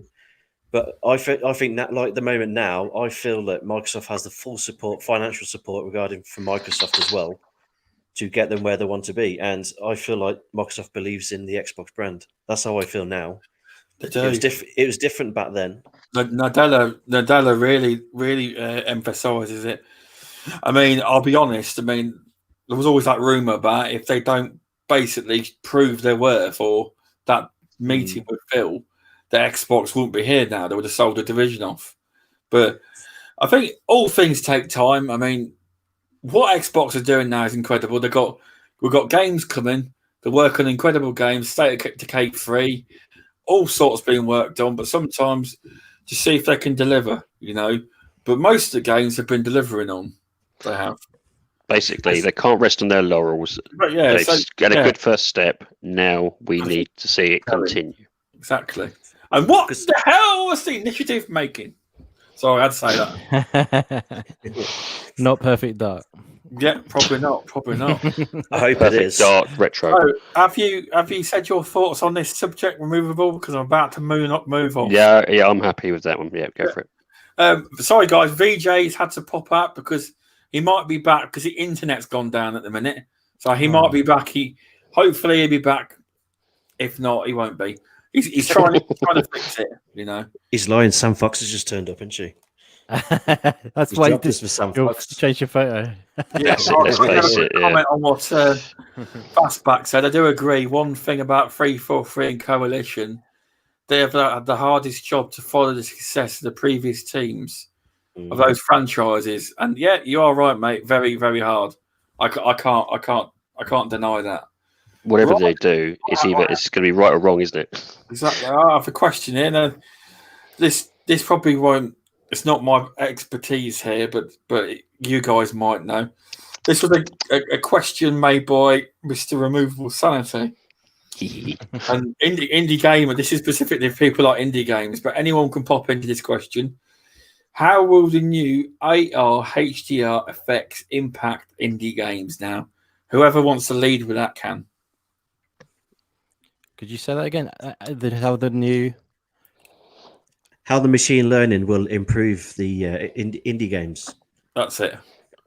And it was Removable Sanity's question, so if you don't understand it, we can explain. Ask me. Indy? You want to take that first, Removable? Well, the question I kind of thought is with this new, they're bringing on a new AI, which is, it's a computer learning generation in terms of HDR. Which is going to be implementing HDR, retrofitting it to new games. And you and me both are pretty much indie fans, and my kind of thought then expanded upon that is like, how is that going to impact this new software? This new is going to impact indie games in general, and also, is it mean that we're going to see more indie games just having uncapped frame rates? Because now the system itself can be expanded. As you said, you are gaming on indie games 144 frames per second. Yeah, that's only the limitation of the monitor as well. I would be uncapping it. Oh, exactly. But this is now another element upon which they can utilize, isn't it? Yeah. And I was just trying to see how is this like AI software going to impact them, and your thought, because obviously you deal as much as like I do. You deal with a lot of indie games as well, and speaking to the developers, they seem to be, and this is just my opinion, almost so enthusiastic about it. Are you having this? Do you think this is going to be a big impact for them, or do you think it's just another tool they can utilize? I think it's probably another tool they can utilize to innovate and make their game better. Essentially, I feel like to be honest, I haven't put a lot of thought into this, but like again, it's another tool in the box. That's how I sort of would see this personally. I feel like next gen in general is going to take indie games to new heights, where people again are going to question: is that an indie game? Like our good friend Warstew in the chat has done so today. Yes, exactly. Yeah. As you said, it's going to be. They may have not to, instead of actually having to code in HDR. They now have a system that's already will set it, almost give a almost like for like setup, which will be retro implemented. Right, so, yeah, well, that is interesting. Yeah, definitely. I mean, I've never HDR. I mean, obviously, it gives you your bright whites, and your dynamic range is broadened massively, and you get that dynamic feel, obviously. But yeah, I mean, I don't know. Yeah, I see it being you thinking that as a design from a design point of view, that they're going to be implementing it into their game design, so it could mean there'll be more darker areas with different sort of dynamics in the lighting and stuff. So you're feeling like it might be a thing where they actually are implementing it through the game to make the most of it, or are you feeling like it's just an afterthought which can then give the game a boost? If you see what I mean. I think the way, and it's a little bit of both. I think in some cases, depending on the developer, they will now allow for that. In some cases, they may not have to worry about that because, say, they've got a color spectrum, they don't have to worry about HDR. It's going to be retrofitted onto their game, they can now focus on other particular areas that they want to focus on. So they can focus on a little bit more on the gameplay. If they don't have to worry so much about the graphical fidelity because of this software AI, that's going to end up being a benefit for them. Obviously, depending on the style, certain this graphical fidelity will benefit some games more than others. But like the uncapped frame rate, they may just, where they normally had to keep it at 60 or normally had to keep it locked at 30 to keep a good stable worry about, they may not need to worry about an uncapped. They could just leave it unchecked and just go, well, there you go. That's another thing. It's another barrier, I think, that's now been removed from them. And as you know, with indie developers, some of the indie games thrive on barriers, because that's how they create some amazing games. They are got a lower budget, they got a lower aspect. Yes, this does remove a couple of barriers, but it seems to be that it's going to be a win-win for them. And I was just thinking how your view on how this almost like new AI learning, and because it's going to get more as the generations move forward. I mean, is it something that's, because I don't know a lot about, I haven't done my homework on this particular learning, AI learning that you are referring to, so I can't comment from my personal researching. But if you're saying it's something which can give a game, essentially apply HDR to any game, is that what you're kind of saying? There are certain games it cannot do, but it can actually be implemented to older games, retro games as well. So it's effectively I think if they were saying they tried it on Fallout New Vegas, it didn't work because of the particular tones, but it did work on, say, Fallout 3. It did help out there. And so in my head, it was like, well, is it? I think it's going to be a major benefit for the indie games as general. But are they going to use it as, I don't have to worry about an HDR aspect because it's going to be retrofitted? Because effectively, it could be Microsoft's own software will retrofit the game itself. Maybe they just need to coordinate with Microsoft, say, well, here's a spectrum you have to try and sit in so it works perfectly. And again, it's like the uncapped frame rate. Now they've got that barrier removed.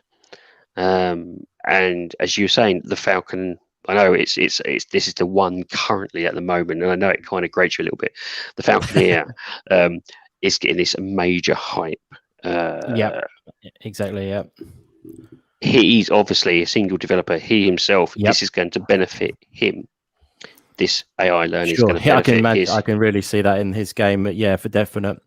I can imagine that working really nicely. Obviously, the pixelated style may not be suitable for that, but that maybe an uncapped frame rate might be better for them in that certain regard. So it will tweak itself depending on it is. And I'm just trying to think. I can't think of I don't know if Sony's doing something similar. Right, sure. Yeah, so, I mean,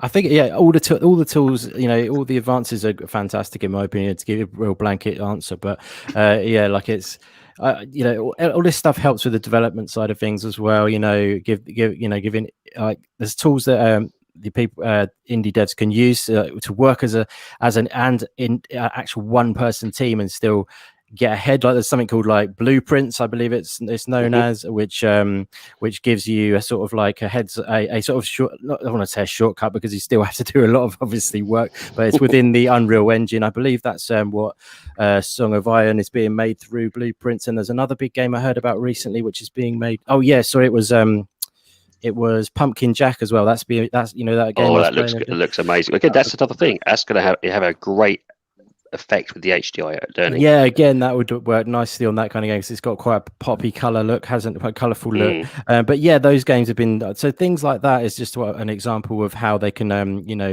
really work as both of those are one man teams as well, so able to create something amazing. But I just think all the tools that they can get into the hands of independent developers to help them make something amazing is fantastic. And HDR can be a stunning sight to behold as well when it's done right. So I think it's cool. Sorry if I can't give you a really specific answer because I haven't read up on this particular question that I've asked a very complicated question. If I knew a little more on it, I would definitely be able to give you more insight insightful answer on that. But You know what?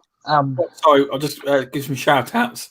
Welcome ACS Husk, welcome Phasma, and welcome Daz. I know you've been here the whole time, and I think I forgot to shout you out. I'm gonna blame the paper. Sorry about that. What's up, guys? Welcome. Thank you for stopping by, and welcome Infinite. I'm pretty sure I shouted you out already, though, but there's another one. Ronan, do you want to go ahead? Yeah, I was gonna say this new AI HDR system is really gonna improve how indie games gonna look and how people in the community will view them. Because you think about, like, generally when people think about indie games, they think about like small 2D platformers, where it's okay, but it's not those AAA 3D games. But it has its own community, it has its own market and stuff. But I think this new AI HDR will change that, and it will make it appeal to more people.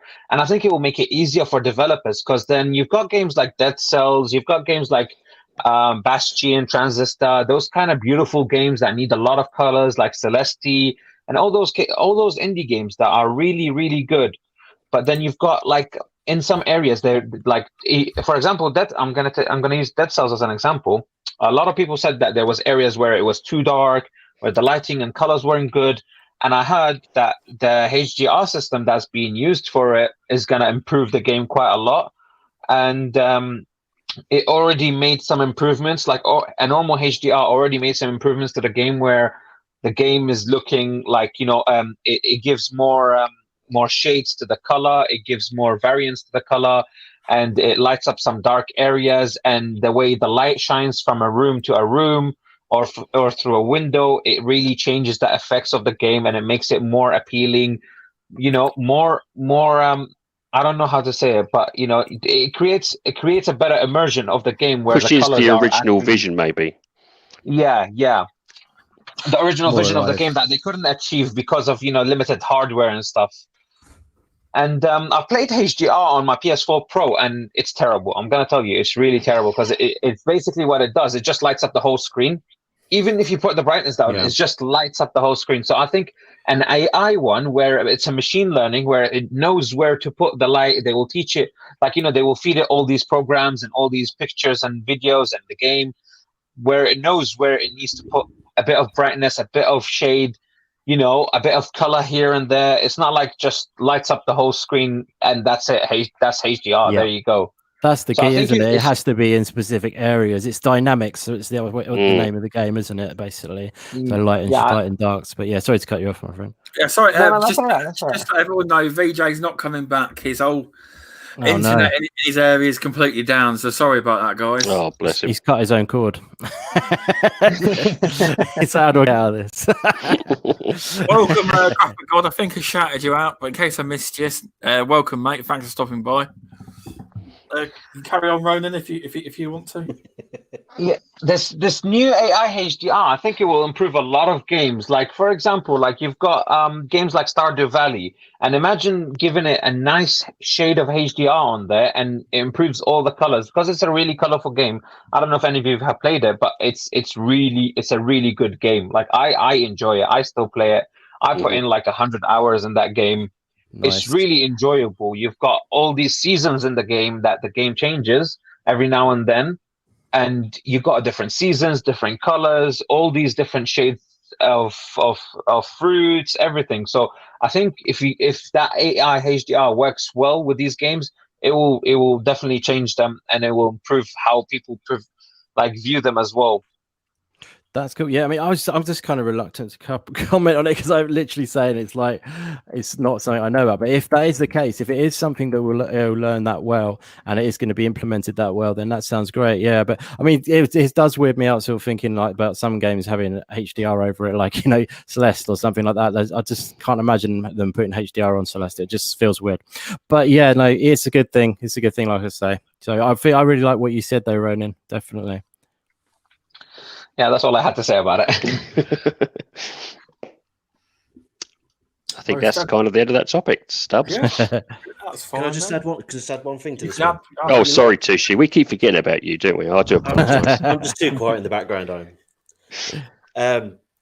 The way I see it, I try and see it from like a financial point of view from these small development teams. Yeah. Regarding all this HDR, or the beauty they can add to games is maybe they don't have to concentrate so much on the top end of the polishing, that they can push that resources to something else in the game to make the games maybe, I don't know, because they are limited to financially, aren't they, to make these games? Yep. Maybe you can have better gameplay and let the Xbox take control of the visuals. I will be interested. That's a really good point. Yeah, but I won't comment further. I want to know what this is all about, really, because I think it's one of those things. It depends on the game. Obviously, this is not just going to be. It's not a blanket. We are going to use this across the whole thing. It's for those developers who wish to utilize this tool. But as Tushy says, it is something that they may not necessarily have to worry too much about to ensure they get the end achievement. If they've got a technique that does it for them, this is probably going to mean that, as he says, they can bolster other areas. Yeah. With a capped frame rate. I mean, I don't know coding. I assume with a capped frame rate, you have to spend time ensuring that the game itself works perfectly at 30 FPS or 36, 60 FPS. When you lock things down, you have to try and make sure it works as best you can.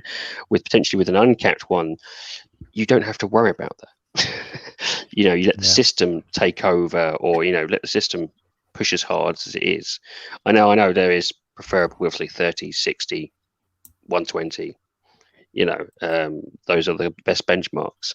But again, it just seems to be a benefit for the indie developers. And the question I suppose is I haven't seen anything like that on the PlayStation. So is this going to almost push a little bit more traffic in terms of indie towards the Xbox? I think it will. It will give people a better perspective about indies, that they have this new HDR system that will improve its colors and its variation, shade variation, and everything, and overall lighting. And Mr. Tushy added a really good point, saying that they can focus their resources rather than on polishing the game with graphics and details and colors and all. And they can let the HDR do that, the AI HDR, and they can see the end result, and they can go from there, and they can focus those resources into improving the game. Yeah, totally. There's so many ways they can improve the game. What they maybe had to miss out because of financial reasons. If the Xbox can take a lot of that weight off the shoulders, it make everything a lot better. If it's a good system that works well, that they can rely on, that's what it all comes down to. It depends on how well the system works, that they can let it just do its thing, because they might not want to do that. But if it is an excellent system, then absolutely. Yo, what's up? Warstew's in the house. No. We kept being marked in the chat, so VJ got coming back. So I thought I'll let Warstew come in and have a word. Yeah, what's up, buddy? I'm getting close to 100,000 subscribers now, so he thought he'd let me in. 4,800 to go. Then I can come on the podcast. You're getting a physical invite then. I'm getting close. You are. Maybe by the end of the year. How are you doing then? Yeah, I'm all right. So have you got? You want to say sorry? We can hear it in your voice. Go on. Have you got anything to add on this subject about? Hold on. What did you buy? Did you buy a Ori for 60 quid yet? It's definitely not 60 quid, my friend. When you say stuff to the indie gamer, he generally knows his stuff to do with indie games, and he'll come up and he'll check first, and he'll know the price straight away.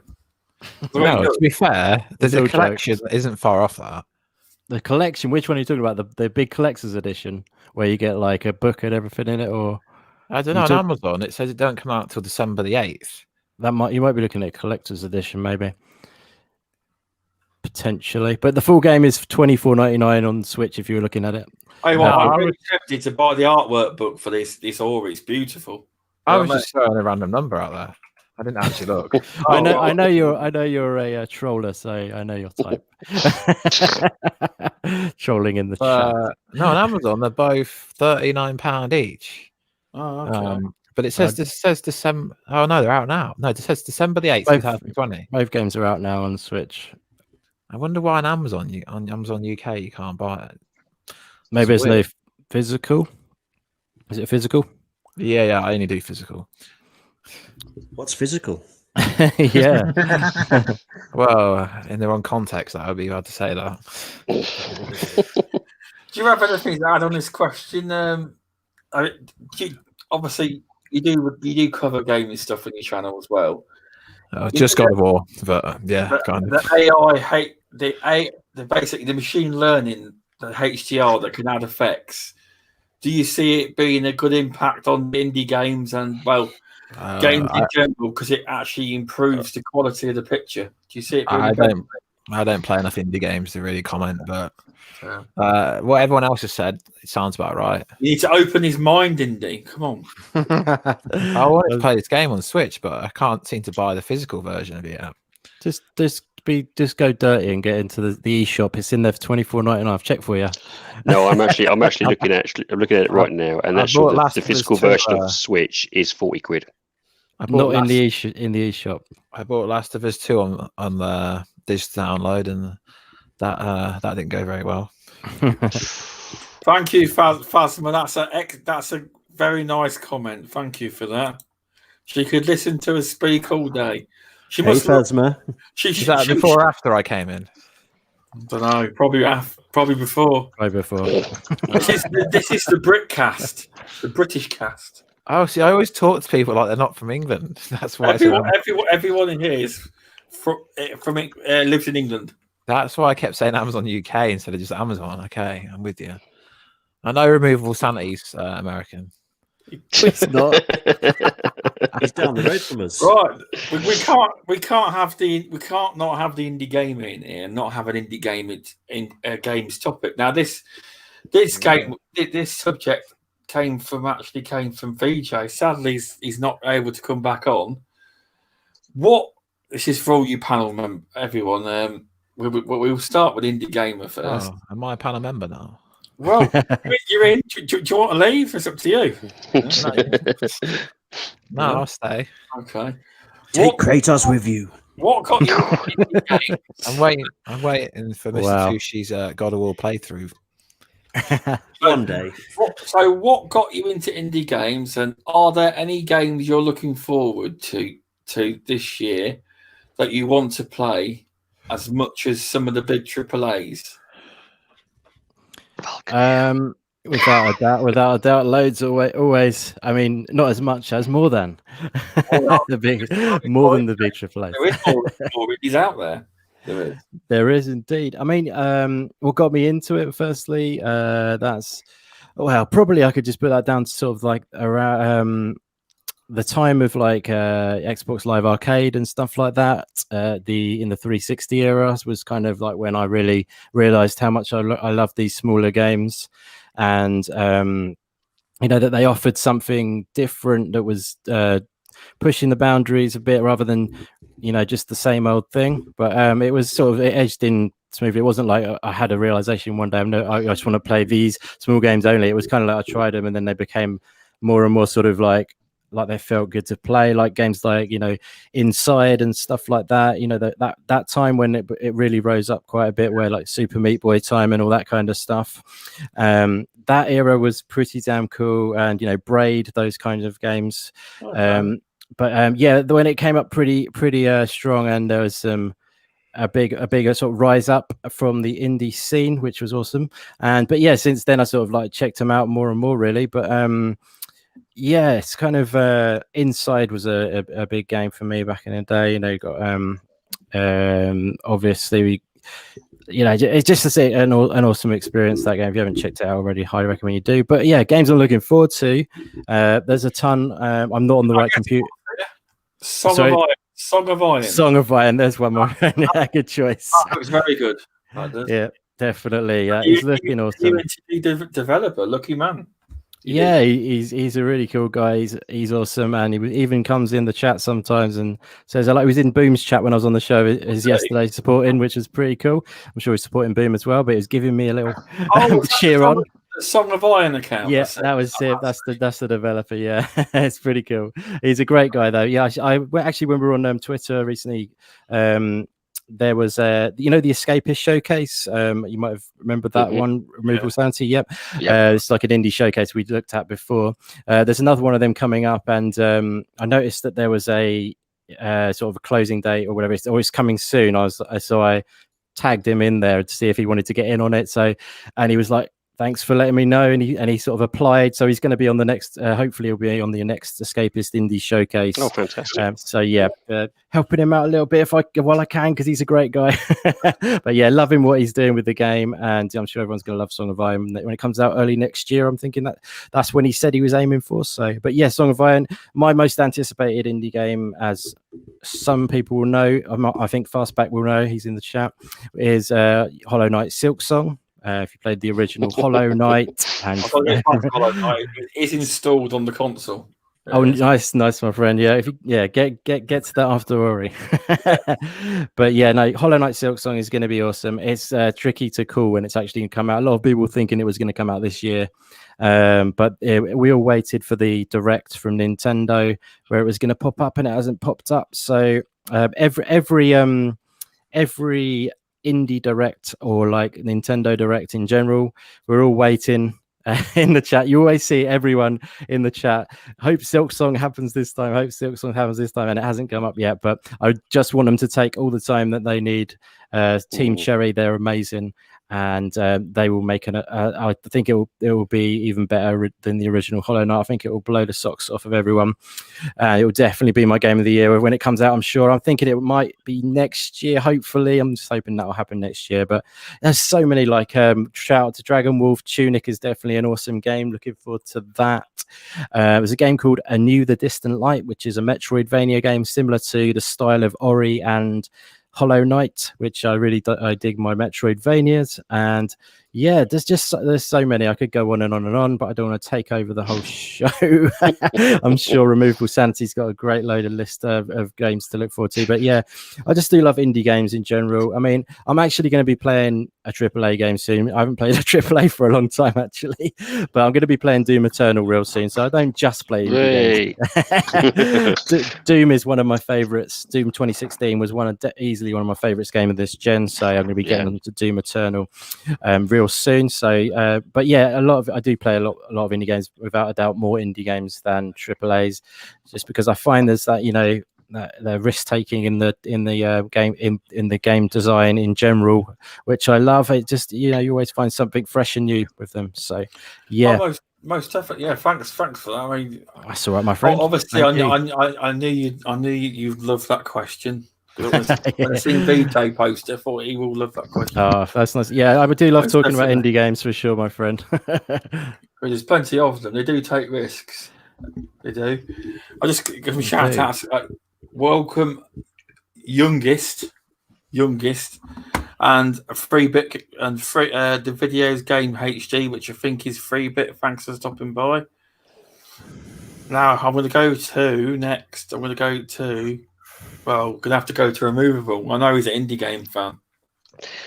How did I get started? I'm going to be quite honest. I was very much a AAA snob for a very long time, and I was very much a AAA snob for a long time, and I inadvertently attended an EGX Res, and it was actually speaking to the indie developers that kind of I would classify shocked me into their passion and also the quality that was coming out.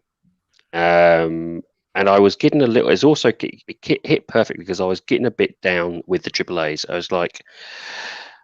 was getting a little bit tired of them, if I'm going to be honest. And so I just went to an EGX Res show, which is in the UK. It's a indie show, specifically for indie games. Really, showcasing off indie games and indie developers to showcase off what they're creating. And I just got talking. As you know me, I'll talk to anybody. And that's how I kind of got into it. And ever since then, I've just expanded my love for them. They never cease to not surprise me. Where some AAA games will they do a fantastic job without a doubt. I'm always surprised with indie games. There is always something fresh and new coming through. And I think this generally has to do with the fact they've got so many barriers to overcome, and so therefore they're forced to look into unique, different ways to overcome them. And out of that, I would say probably barriers and stress, they can come out with some amazing ideas, amazing gameplay, amazing elements. And they're 9 times out of 10, they're half the price of a AAA. You know, that's also a bit of a saving as well. And so I really just that's how I kind of fell in love. As for the games I am most excited for, an indie game I'm most excited for, I think actually Indie kind of already mentioned it. And it's out, if I remember correctly, in 2 days' time. It's called Pumpkin Jack. The game looks amazing. Nice.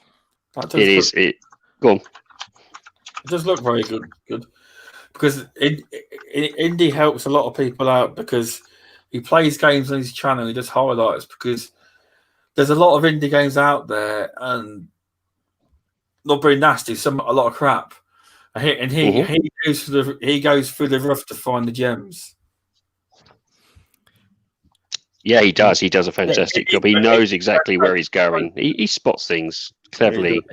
Well, thank you. He highlights a lot. He does highlight a lot of things. You know, things that I've missed. And I mean, I'm looking as well. But of course, the indie gamer, he wouldn't be the indie gamer if he didn't know a bit more than me, would he? Let's face it.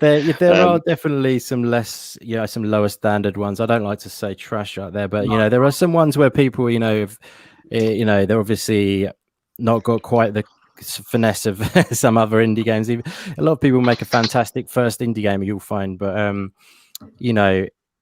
there's there are a lot of games out there. It's obvious because you've got one person working on it often, so there's going to be a lot of indie games being made.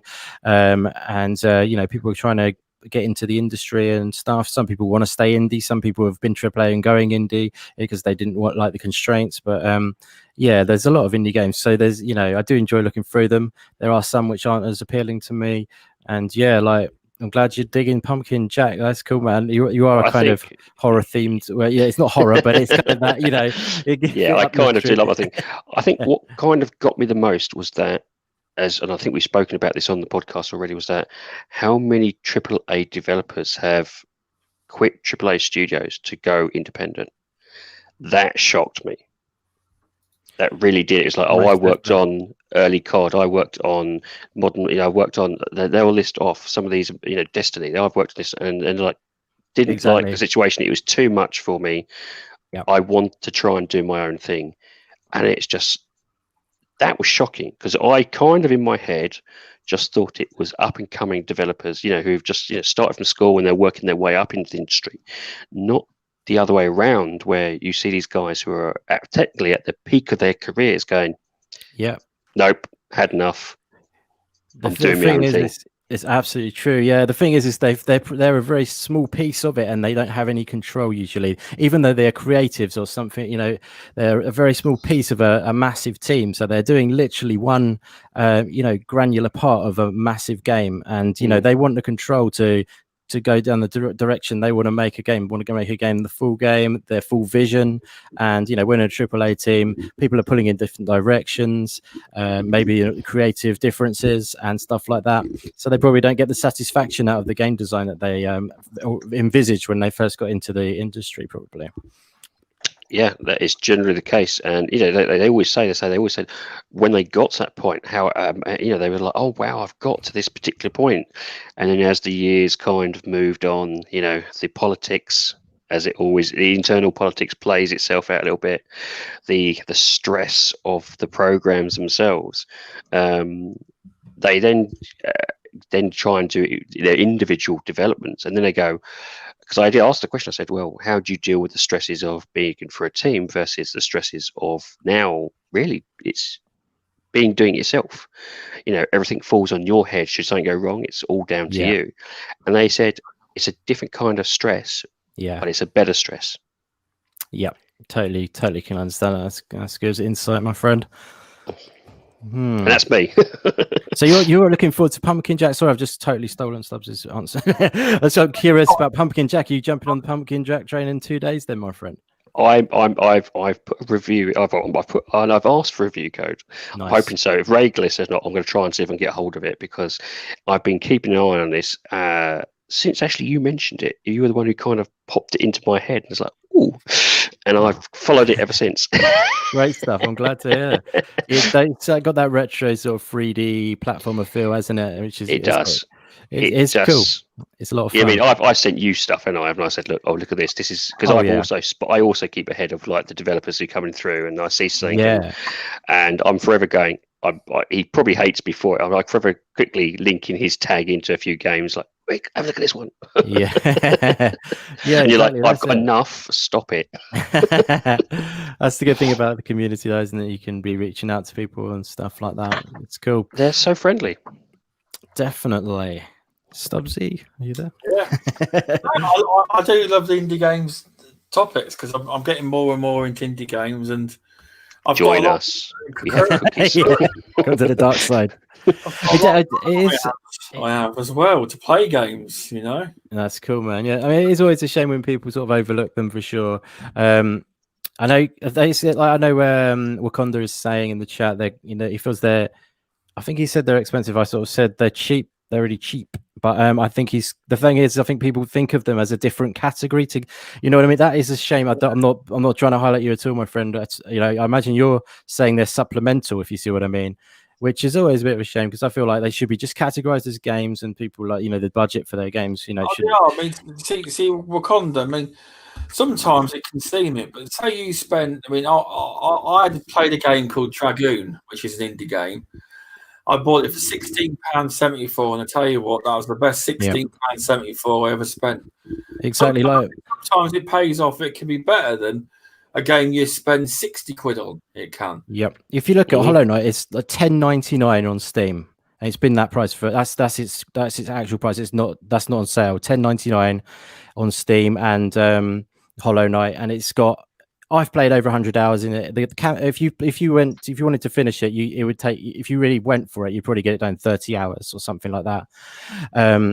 So it's a big game, and look at the price you're paying for that, and it's an amazing game. You know what I mean? Elite Dangerous. Elite Dangerous is a indie game, only about 30 quid, and people are putting in thousands of hours for that.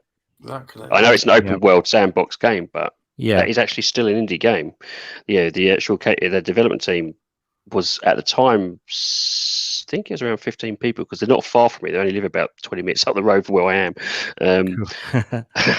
And yeah, at that time, it was only about 20 people, and that game is, to be honest with you, it's such an open world game. You could spend thousands, and people do thousands of hours.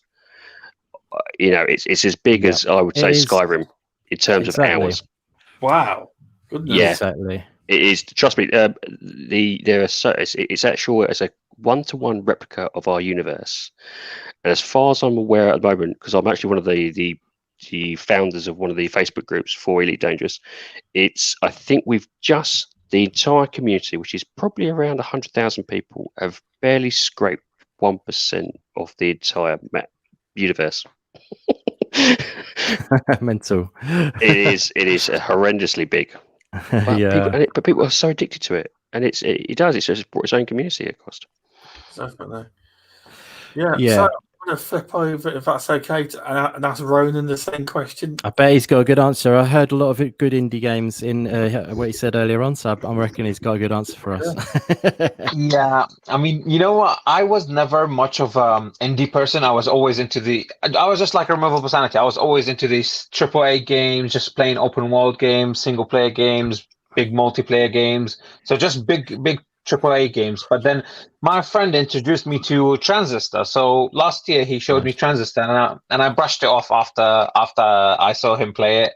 But then I saw it on discount. So I was like, okay, might as well. It's only like, what, £2 or something. So I got the game and I played it, and I was like, wow, like for a game that's £2, wow, amazing. Like, it's bananas, isn't it?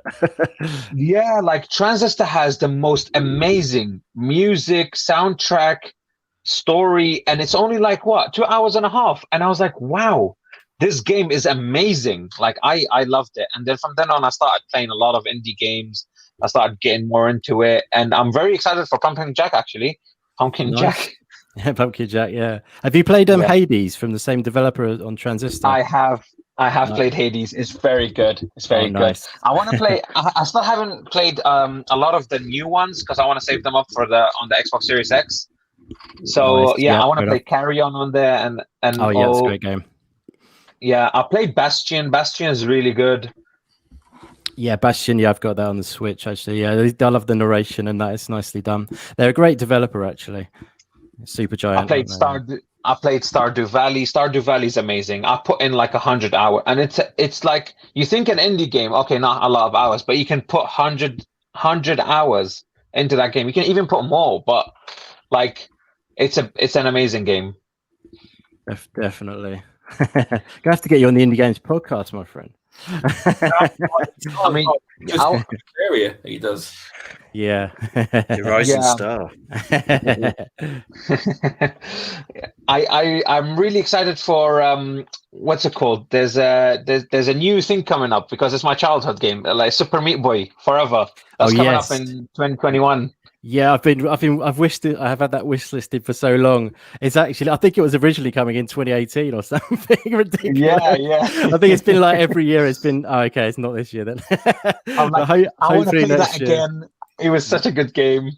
Yeah, I'm really looking forward to that game myself. Definitely. Hopefully, it will happen next year. I think on their website it just says when it's ready now, like something like just leave us alone. I think it says 2021, but at the same time, we're gonna get it done when we're gonna get it done, which is cool. I think it's got to be soon now though, because it has been in production for such a long time. But we're looking forward to that one. I forgot the name of this mining indie game. It's really good. I played it as well. Game Pass, is it or? I'm not. No, I haven't gone Xbox. Oh, it's SteamWorld. SteamWorld. There we go. Oh, SteamWorld Dig. SteamWorld Dig. I played the second one, and me too. it's amazing. Like this game, I just spend a lot of hours on there, and it's amazing just to unlock all the map and everything. Nice. Really good game. Yeah, you got good taste then. I really enjoyed SteamWorld Dig too as well. And that's a Metroidvania as well. Like I said earlier, I enjoy my Metroidvanias.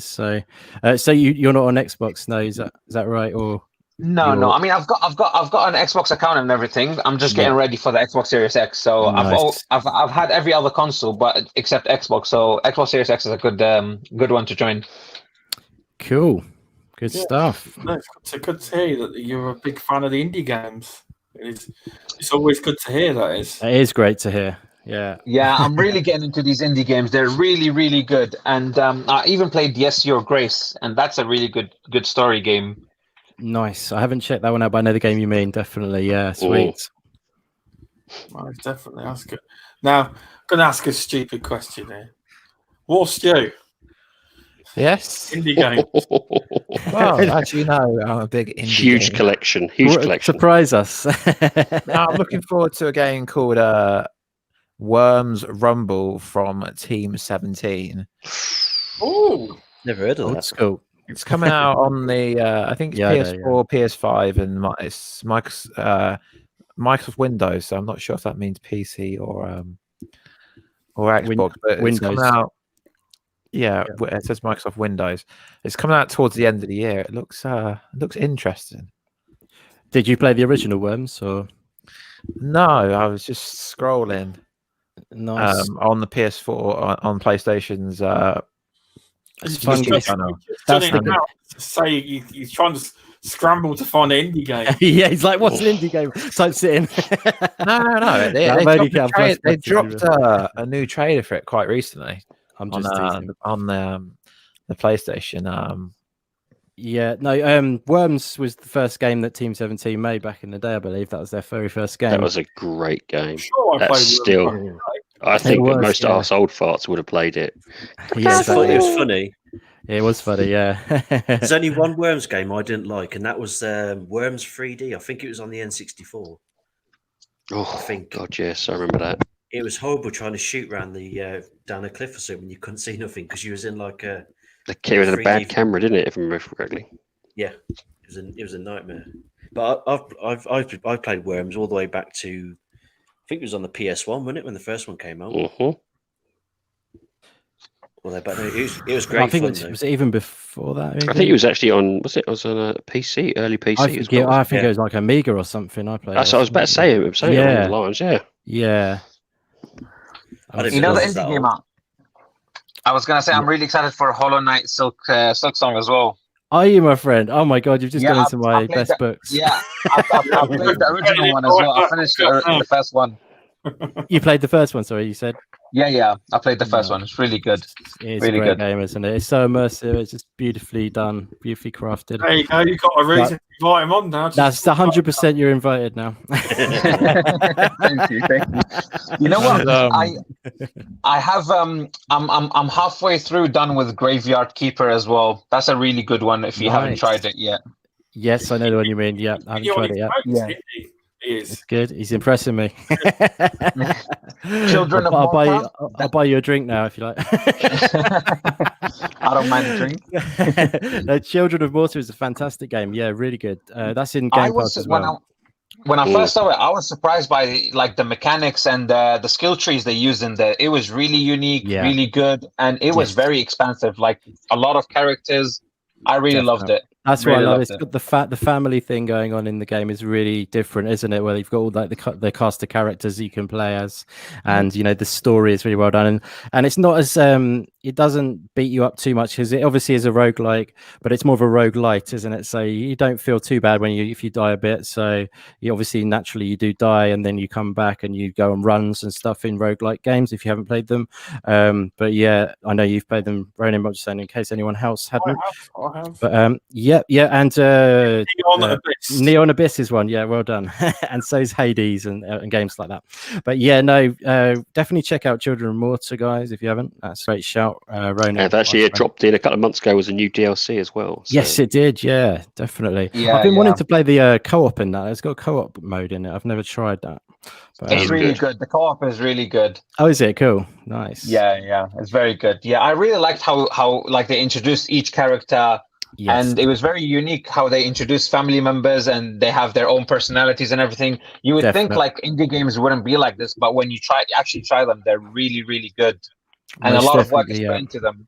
Yeah, the narration's beautifully done, isn't it? As well, I love the narrator's voice, the way he tells the story, and it's like it's just a very like a carefully made game. I think like a lot of attention to detail. It's lovely. Yeah, it was very good, very good. Good stuff. Stop, Sue. Yeah, I am here. Yeah, it's been a very good show. I mean, there is one more subject, but I don't know if all of our guests can stay on to talk about it. It depends if anyone can stay on, or should we end it here? Chatty chat. I don't mind. I don't mind staying either. It was the subject that the indie gamer wanted to get off his chest, basically. Do you want to? In fact, I think you should introduce this subject because you want to get it off your chest. I'm sure it's one everyone else. Yeah, I mean, I don't want to hold people ransom to do so, but hold people hostage so I could do it. But I mean, you know, if you wanted to end it, you can. But I can go. We can go ahead if it's up to you. Everyone seems fine. You want to see you rant? Yeah, I was actually tempted to go on a bit of a rant and just do go live on my channel and just talk about this. It's not a big deal, but like I just kind of feel like you know, I'm interested to know what other people think about it as well. But like with Next Generation really close now, obviously that's really exciting and everything. There's a lot of emphasis been put on the next gen launch lineup of games, which in my opinion is a bit random. I know people want to play, you know, brand new great games on day one, but they're putting an emphasis on these 30 games. I don't know if you've seen them circulating around Twitter. There's a bunch of games on there, but there's quite a few indie games on there. There's some games which are even old and they're just sort of getting a revamp. Like Ori and the Will of the Wisps is getting 120 frames on Xbox on day one, which is cool. These games are great, but I don't know why they're putting as launch games. It's sort of a bit random. But you know, the Falconeer's on that list as well, which is great to see it getting attention. I love that. And it's a game we've been looking forward to a while. But it's also weird. I find that this the emphasis is being poured into these select games. It feels like because the reason I'm saying that is because there's a ton of games releasing all the time. I feel like the crux of this topic is basically, do you guys think that do you think that this is a bit of a out of date sort of mindset to feel like, we need a launch lineup on day one? Because the way things are now is games available from 4 generations, and it's like, it just feels absolutely bizarre, putting all this emphasis. It's like, in my opinion, they're pandering to a sort of out of date mindset of like previous generations. You need that. You're leaving behind the last generation, and you're going to be taking forward 6 games that release on day one, and the others are gone. Do you know what I mean? That's a launch lineup. Now, do you think it would have been better than? In terms, I can't say where you're coming from. Do you think, in terms of what it would be better then, is it actually, instead of just here is 6 launch day titles, here is a month's calendar, and here are the games that are going to be releasing every day on that month, each shining a light on those specific games on those days, rather than, as you said, a kind of here's 6 games, forget about that. It's kind of then left to its own sort of situation. Do you think there's a different way of, I suppose, do you think it's a different way of promoting games than probably the old standard version of here's a whole chunk? Yep. That would highlight bigger games in general. Yeah, I mean, it's big and small games. They're on that list. There's some indie games. There's big games on. There's I think they've got a 30 list, but like half of them are old games that have got a an update essentially. But yeah, like I say, it just makes me a little bit sad because like the Falconeer is on there. I'm loving that the Falconeer is on there. By the way, I've supported that. I've had that game on my channel in a video before. It was announced as an Idea Xbox game. So I'm not saying anything negative about Falconeer, but I'm just saying that other games aren't getting the limelight as well. It's because, those guys, all it is that they've got the marketing right, essentially. And Falconeer's done a good job of linking up with Idea Xbox and getting into this marketing sort of 30 games thing, which is great for the games that are in it. But essentially other games are getting left on the wayside again. You know what I mean? So like what you said there. I understand what you mean. It's like someone Froggy T Right, I think he's misunderstood what you said. It's not outdated to let people bring their games forward and enhance them. I think what Indy's getting at, he's got no arguments with bringing games forward. It's just the emphasis is on these games, and other games are getting left out. Yeah, I'll try and say it again. I've probably said it really badly. Can I just say what? I'll just say one more sentence. I promise I'll let you go. I just want to make sure I've got this right. Because it's not that at all, Froggy, my friend. It's basically, that these games have been, put into a day one thing. This is day one games, but essentially there's games all around this state that are going to be available. It's not a launch day set of games is irrelevant now, is what I'm saying. There'll be more games available to us.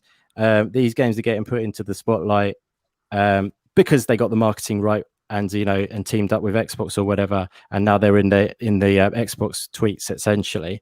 But yeah, it's like, do you guys think that? I feel that this is because generations don't actually exist anymore. Games are now, consoles are now just sort of like upgrade. This is an upgrade on the last console essentially, and that's what it's going to be. You're upgrading your PC basically. You're upgrading your console in between. It's not like a defined generation where you leave anything behind. You're carrying everything through for the next generation. I will shut up now and let you guys talk about. I'm interested to know if you think generations exist still, and how you think this might, if you agree with me, if you think this is sort of like a weird way of them promoting certain games when there's more games going to be available around the time. Anyway, what do you reckon? I definitely agree with you about the fact that they should be highlighting the games that are actually newer that are coming out, not the old ones that are going to be up-resed. Which is good. That's good. They're coming forward. Just more emphasis on the newer games that are coming out, or not the ones that are getting up-resed. And generations, yeah, you are right. I mean, it seems now, even with the PlayStation, because they're getting the PS4 games are coming with you, or whatever. These are like incremental, more powerful upgrades. So with your PC, you upgrade your parts, or you buy a new PC or whatever. This is the console side. You're just getting a more powerful machine. I mean, mostly your Xbox will look the same. Your PlayStation's getting a little UI upgrade. I think it's not a little UI upgrade. Come on, let's be fair. Yeah, I know. 4K. It's a huge update. Yeah, I know. Update. It's about what I'm on about the The grand. most important point, it's 4K. All right, okay, I worded it Definitely. wrong. It looks much better than the PS4 one, but the emphasis is we're talking about games here. The most important thing is you're bringing your games forward, and there isn't massive differences. There's power differences, Exactly. and that's basically it. Generations have technically gone. You are right,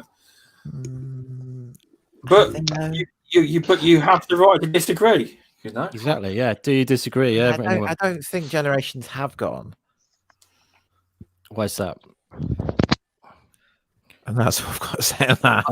That's no reason for that then. I think what Waterdew is saying is, well, at least the way I look at the generation aspect is maybe in the traditional sense of generations, it has is disappearing, but a new sense of generations. So, for instance, a new generations of software, technical AI, is coming on board. So when we said, for instance, you'd see the Sega Master System versus the Sega Saturn, that was a huge jump in software and in terms of the actual hardware, where now it seems to be there is incremental jumps in terms of hardware, but it seems to be the bigger jumps are now much more in terms of software, in terms of cloud-based software, in terms of AI learning.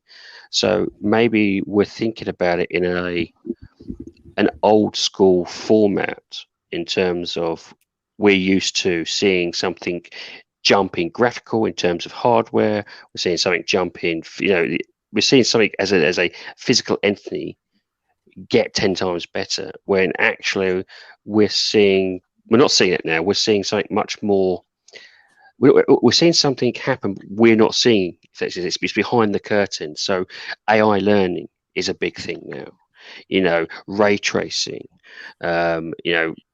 These aspects are big jumps, but whilst we can see the benefit of them, we're probably not seeing them as a physical entity, and so therefore we probably don't see it as a generational thing, where potentially it is probably a generational thing. Again, could be me talking about my arse, but that's how I'm seeing it. I'm seeing we are seeing a generational thing in terms of software, and that's where the generation thing's coming in. exactly. Yeah, Exactly. Yeah, I agree with that. I do. Interesting. So I just want to understand, what do you exactly mean? Like, this is the Stubbs. What do you mean by do generations exist? Do you mean like Xbox Series X and Xbox One, or do you mean like games, or what? In terms of what exactly? Because it's changed. Because like back when you had PS1, PS2, etc., it was a whole new thing. Now with Xbox One, you've got now, and you've got Xbox Series X. I don't think it's okay. It's a step up in power, but it's not like a real big leap in a generation, because you're taking all your games with you. So it just feels like an incremental upgrade to me. Okay, yeah, I understand what you mean. Yeah, no, go ahead. Sorry, who was that? You've not really seen the next generation games yet. No, I haven't. But I'm just, So yeah, you can play your old games. Like that's not the point. Though. It's not whether they're good or not. It's just the way the generations have merged. It's like you're not leaving anything behind. That's the point. So it doesn't feel like a new generation, technically. Yeah, no, I agree with Stubbs. It doesn't feel like, the jump from where, we jumped from PS2 to PS3 or PS3 to PS4, where the games looked much better, and it was a big change, like between Xbox 360 and Xbox One. It was much bigger change than it is now. Now you feel like, it's the same games we have and a bit of new games. 4K 60 FPS, so they improved the graphics, they improved a lot of the software stuff, so I feel like it's more this generation is more about graphical fidelity and performance rather than an actual leap where you see a big improvement. I don't think we're going to see any more improvement than this. Like, okay, yeah, the games can look better. In 4 years' time, we're going to see real next gen games. But for now, you'll really see when they learn how to use the hardware, how to use exactly. But for me, that's going to be software more orientated. On this panel, I'm probably one. I say I'm not going to see Elite, but I will, because I'm going to get a Series X, and I haven't got a 4K TV yet, but I will have a 4K TV. I'm moving for Xbox One S. I haven't got an Xbox One X, so technically, I will see a graphical jump compared to others. Are you getting an X or an S? Stub, sorry. I'm getting it. I'll get the X. If you're getting an X, make sure you get the right TV, my friend. If you want 120 frames, I'm not going to get. No, you could get a lot of new TVs have 120 refresh rate. I'm sure we're variable refresh rate, but some of those are pretty expensive. Like my current TV, my current monitor is pretty nifty. Yeah, monitors are good choice if you didn't want to go TV route, but it depends if you want it in your lounge and all that. Well, monitors more refresh rate versus 4K, isn't it? I think 4K monitors are still quite expensive, where in terms of a 4K TV, they're not as expensive, but they do then have other aspects, like, for instance, your monitor is much better at your refresh rate, where your TV, unless it's got variable refresh rate and upgrade HDMI, which some of them don't actually have at the moment, they're still quite expensive. So you can get your 4K, which is pretty cheaper. It's a lot cheaper these days on TV versus your monitor, but it suffers with refresh rate. Yeah, I see. Just my PC monitor. I see what you mean, Rue, with Fantasy. It all depends if I can get hold of an Xbox Series X this year. Well, I'll hook you up. See, that's it. We'll still hook you up. 100K subscribers. I'll get you on the Microsoft to send it out. But no. My TV is 4K 60 hertz, so that's what I will keep for now. I won't change it until a long time, like maybe in 2 years or 1 year time. Just change it to a 120 hertz one. That's about it. Yep. I'm mainly on the PC anyway now, but did you get what I mean, guys? Like, with regards to these games that are being shown as launch games, they're not really launch games for one thing. They're not. No. Do you understand? I know I didn't put it Halo would have been, you know. I didn't really articulate it very well, but like, it just annoys me a little bit because like certain games are getting pushed into that limelight. And why put an emphasis on games that are releasing on day one when there's 4 generations of games there that you probably haven't played either? You know what I mean? Like games that are from, a couple of weeks ago, games that are going to be launching throughout the month. There's tons of other games that aren't actually on that list as well. You just have to look for them. You know what I mean? It's it's just games. For God's sake. I think the promotion of games has always been down a particular route, and so for the day one launch, that is a enticement for a day one purchase. But as you quite rightly said, it is, I say I'll use a very bad example. So I'm not going to say it's going to be, but Xbox Series X, it arrives Monday. So on Monday you'll have these 6 games. What you don't know about is on Tuesday there's another 3 games. On Wednesday there's another 4 games. On Thursday there's another 3 games, and nothing of those has been mentioned. I think that's where you're saying that's where you're finding it frustrating. Not to mention 200 games in Game Pass, etc. Exactly, I mean? And this is where I think maybe and it would probably benefit them as well, Xbox as well, if they went down. I think they did it in the 360 era. I'm sure they did a monthly calendar, and it highlighted what games were being released on that day. And you could spot every day some new game was coming out. So it just enticed you as a consumer to go, oh Christ, oh Monday we're getting this game. Oh, Tuesday we're getting that game. Oh, Wednesday we're getting that game. I can see the ultimate focus of just shoving 6 games on there. I think that is PR specifically to entice people to buy the Xbox One X or Xbox One S day one. Not the best PR, I agree though, because I think it's all marketing, like you're getting out of the right. It's all marketing, and it's harkening back to previous generations' mindsets. That's what I feel. Like people still want to have a launch lineup when you don't. It's not really relevant. Launch lineup. Obviously, there will be games there. It's not like I say, it's not a bunch of games, and that's all you'll have. You'll come home from the shop with like a couple of games you're going to choose for the day one. No, you're not. You're going to have 200 in Game Pass, you're going to have 3 generations back if you were invested in the system from back then. You know what I mean? And there's a ton of others that are going to be launching around that time as well that they haven't mentioned because they haven't been affiliated with their marketing setup. So just as good and just as enjoyable sort of thing, and will benefit from the Xbox Series X hardware and software. It doesn't make sense, but then again, this could be tying in back to what VJ says, where they've still got maybe a slightly old mindset on certain elements that they need to tweak. Definitely. To just showcase themselves off better. But then again, that could be said as the gaming, that could be said as for the gaming industry in general. The change is hard, and it's gonna take time to progress out of certain hardened mindsets. As we are now, just talking about generations in terms of hardware, it's becoming more software generations.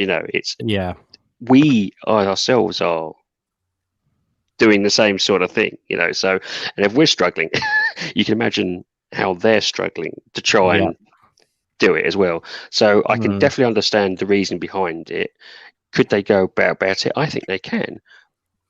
Maybe that just needs a little push from the community to say, look, actually, why don't you do this? And in fairness, maybe they thought about it and it's not up to them, or it's too much of a budget thing, or I don't know. But yes, I can see that it is an old school mindset that's still remnants, but again, that could evolve. Again, it's something that's potentially could evolve. Most definitely. Do you want to jump in, Mr. Tucci, with your thoughts? Yeah, this topic's gone a bit long. I can't remember what the first bit was. It's about God of War.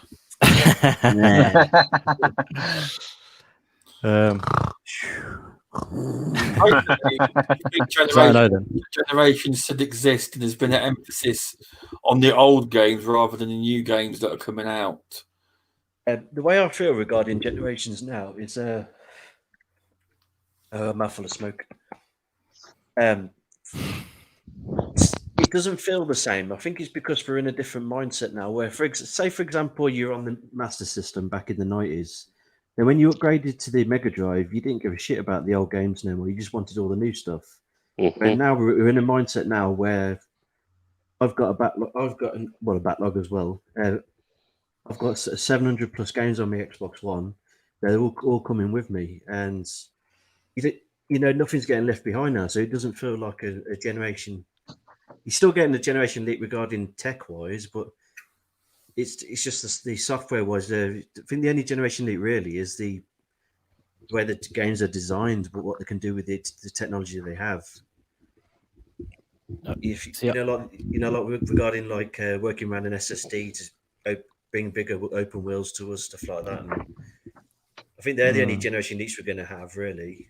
I don't feel like there's a generation leap regarding consoles, because everything comes with us, if you know what I mean. Nothing's getting left behind no more. And it hasn't been for nearly 20 years now on Xbox now. Well, now we can go back. I don't know. That's how I feel regarding it. Sounds like you're going to war or something. Nothing's left behind. And what's your then? I know yours will be different. Why would you presume that? Well, I like to have different views on this show. Well, as far as they've said, I can play God of War PS4 on the PS5. So, and 99% of the PS4 game. I don't know why they specifically said 99%. But the few games I want to play on the next generation, I still can. So good. They said 99% because if they said 100%, and then there's those 10 games that don't. Was it 10 games? Yeah, 10 games. If they say 100%, but 10 games don't work, that's not 100%. So it's thanks for teaching us about percentage. You know what I mean? Oh, he's kidding. It'd be false marketing, wouldn't it? Really, if you know what I mean. Yeah. Well, there's been a lot of false marketing. Well, yeah.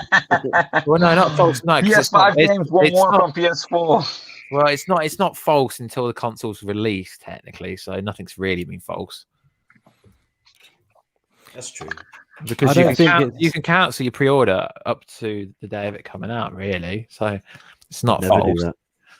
I'm just saying you could do it if you felt like you were misled. Yeah, that's true. Yeah. You know, So like Last of money Us comes 2, out. when I tried to get my money back and they wouldn't give it to me. Why? Why do you want to give? That's the best game on PS4, I think. Is it? Seriously, I absolutely love that. I rated that myself 97. I rated that higher than any Xbox. I'm a big Xbox fan. I rated it pretty much higher than nearly every game I played on the Xbox. 97. Yeah, Wow. I loved Why it. 97 specifically? It was the immersion of being in the game. It just felt like you were there. Like the sound effects, like the echoing in the streets when you shoot it. It sounded like it was real. Last of Us 1, right? I couldn't stand it. But you're on about Last of Us 2, Yeah. not 1. No. I couldn't stand Really? one. I preferred 1 over 2. Did it You not annoy you playing as a certain character? Did that not annoy you? I loved it that they killed Joel. He doesn't know what to say. You praised him. I played I expect this from Tucci, actually, to be honest.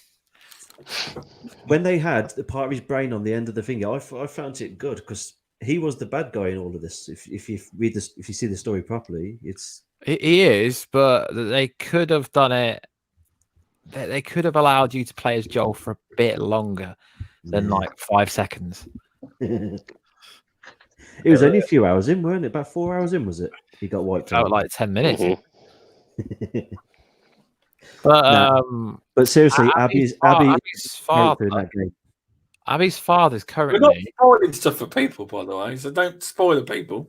no. On Spoilers, if you spoilers. look on Twitter, Abby's father is in the motion cap saying "back to work."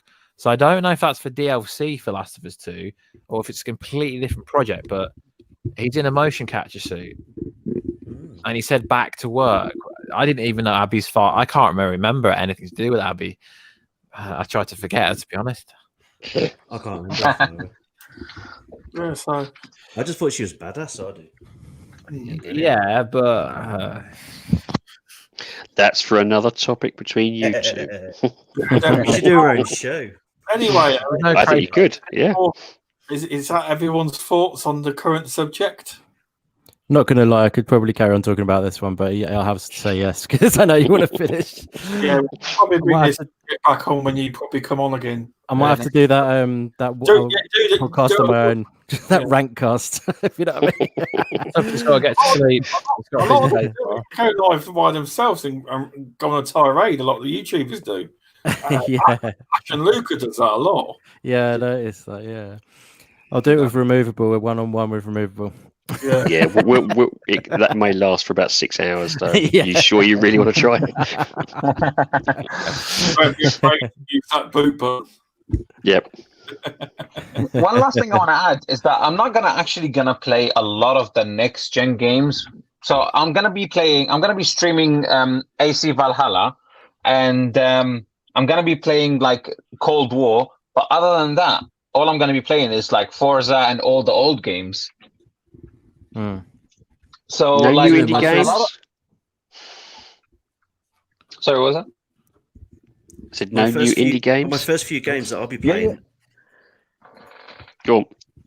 Yeah, I'm definitely gonna play like a few indie games that I wanted to play that came out this year and last year. Tucci? Sorry, Corona.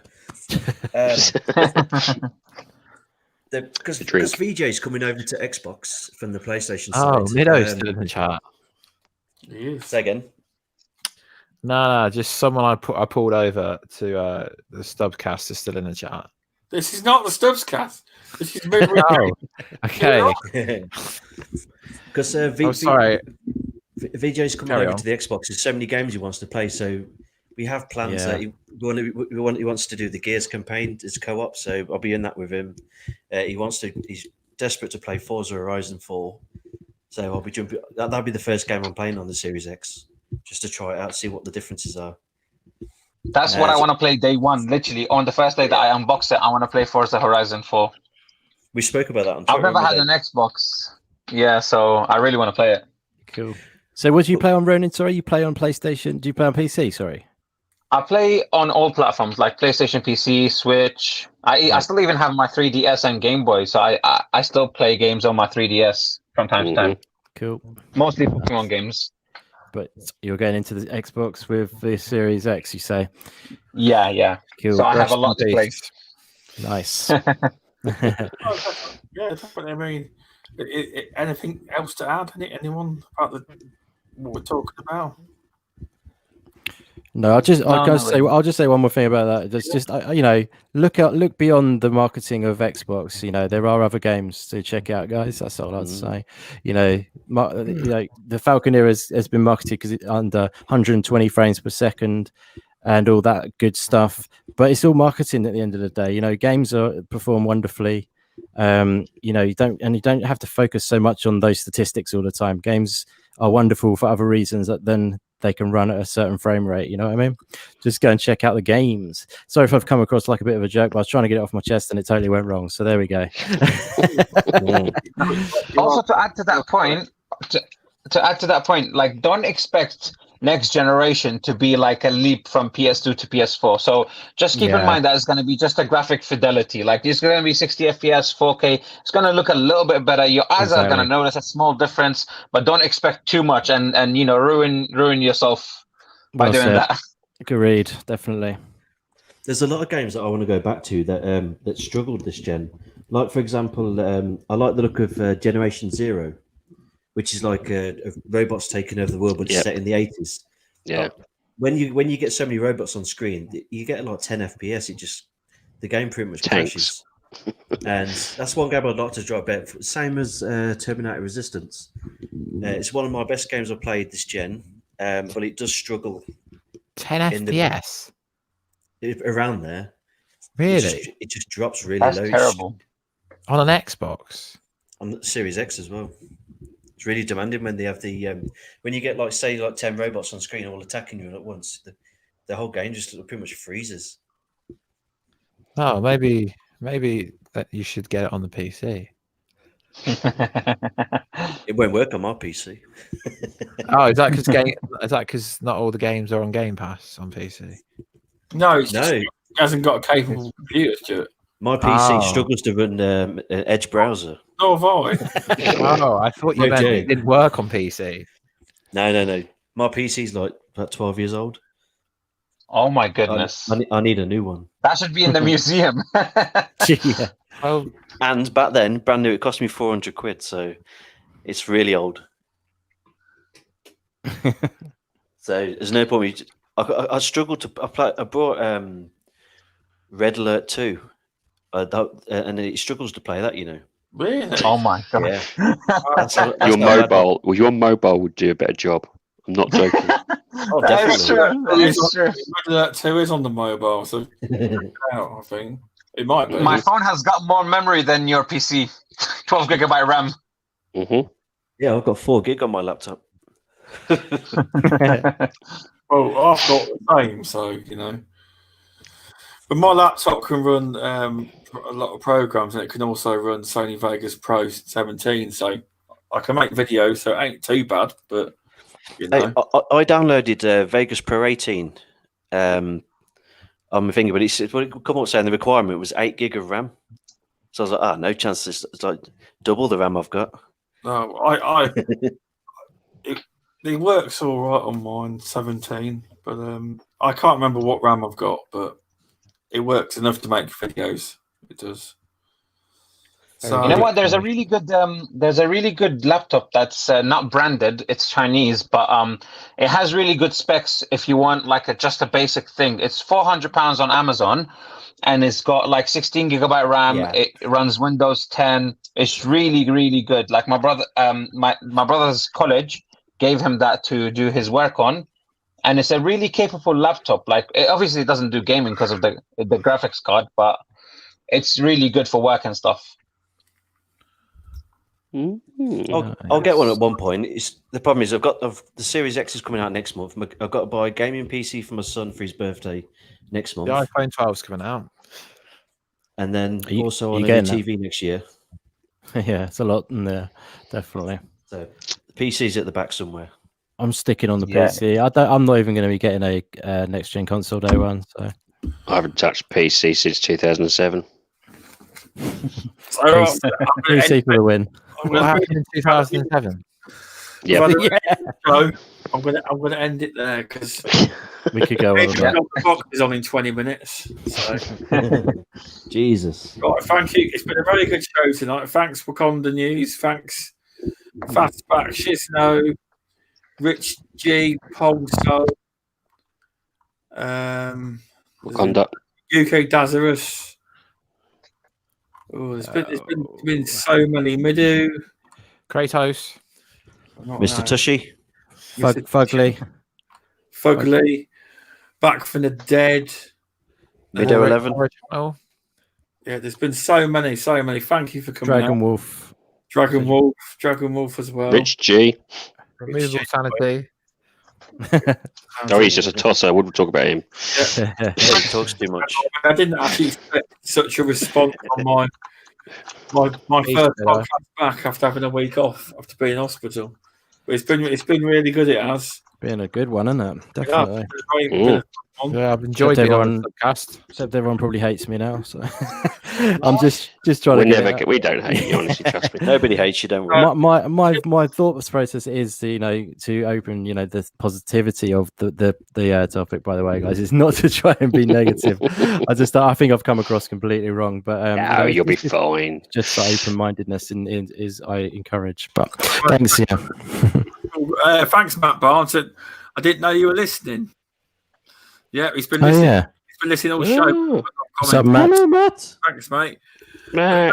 I truly appreciate you all stopping by and tuning into Midweek Gaming.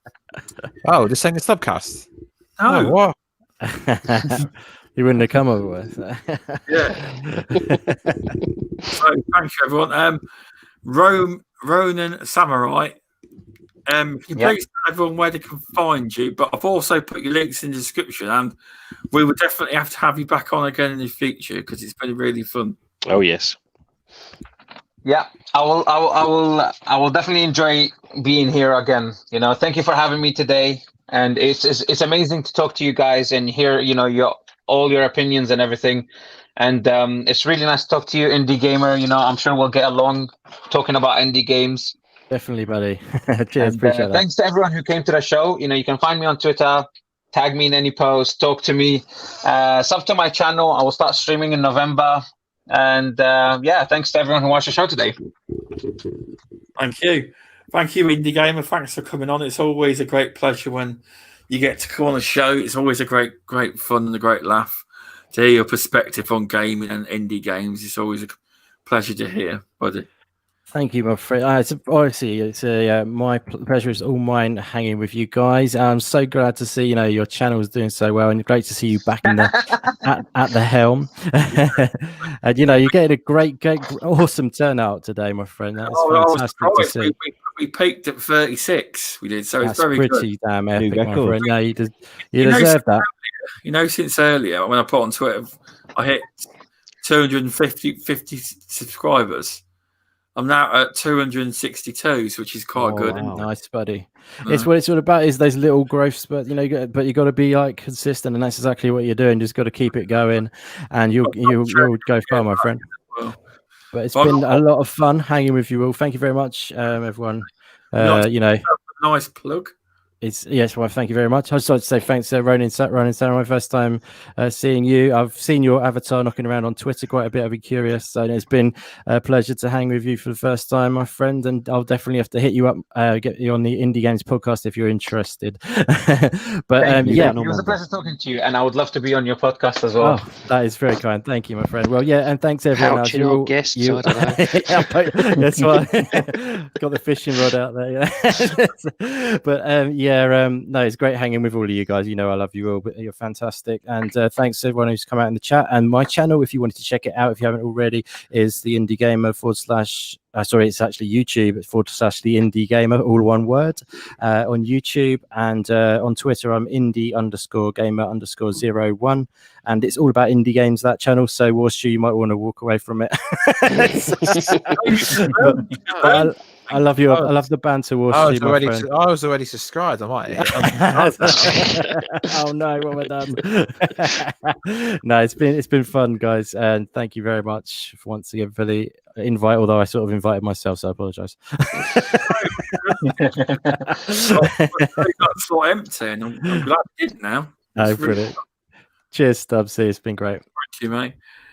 Where are we going now? Removal Sanity, thank you for being a lovely co-host again. Where can people find you?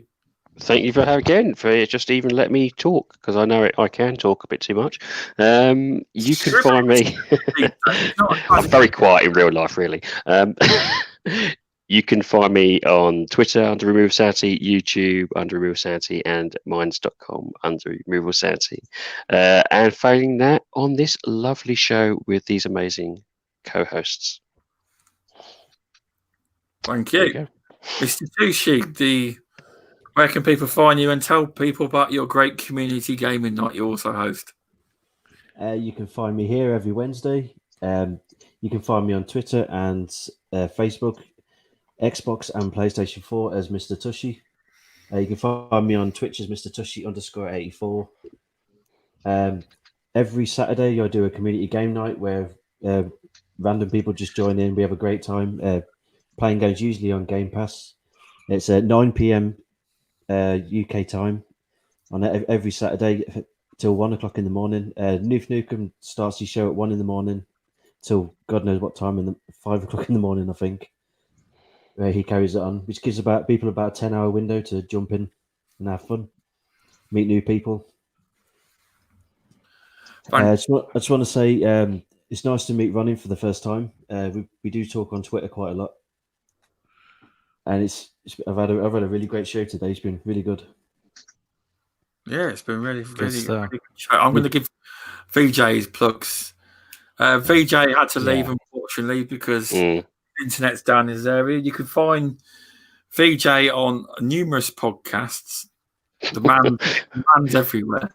Four Guys for Quarters, Boom Shows, all sorts. You can find him at Viewpoint Gaming on Twitter. His links are in the description. When he talks, people listen. Now, you're either going to agree with him or you're going to disagree with him. But either way, it's a fun conversation to have. It is. You know. And VJ for the win. VJ's a legend. Definitely. Thanks, Rich G. And War Stew, thanks for coming in for a little bit. No worries. But where can we find you, War Stew? Come on. Yeah. At Stub Gaming on Twitter, Stubbs Gaming on YouTube, and Stubbs Gaming on Facebook. You ain't reached the numbers yet. Close.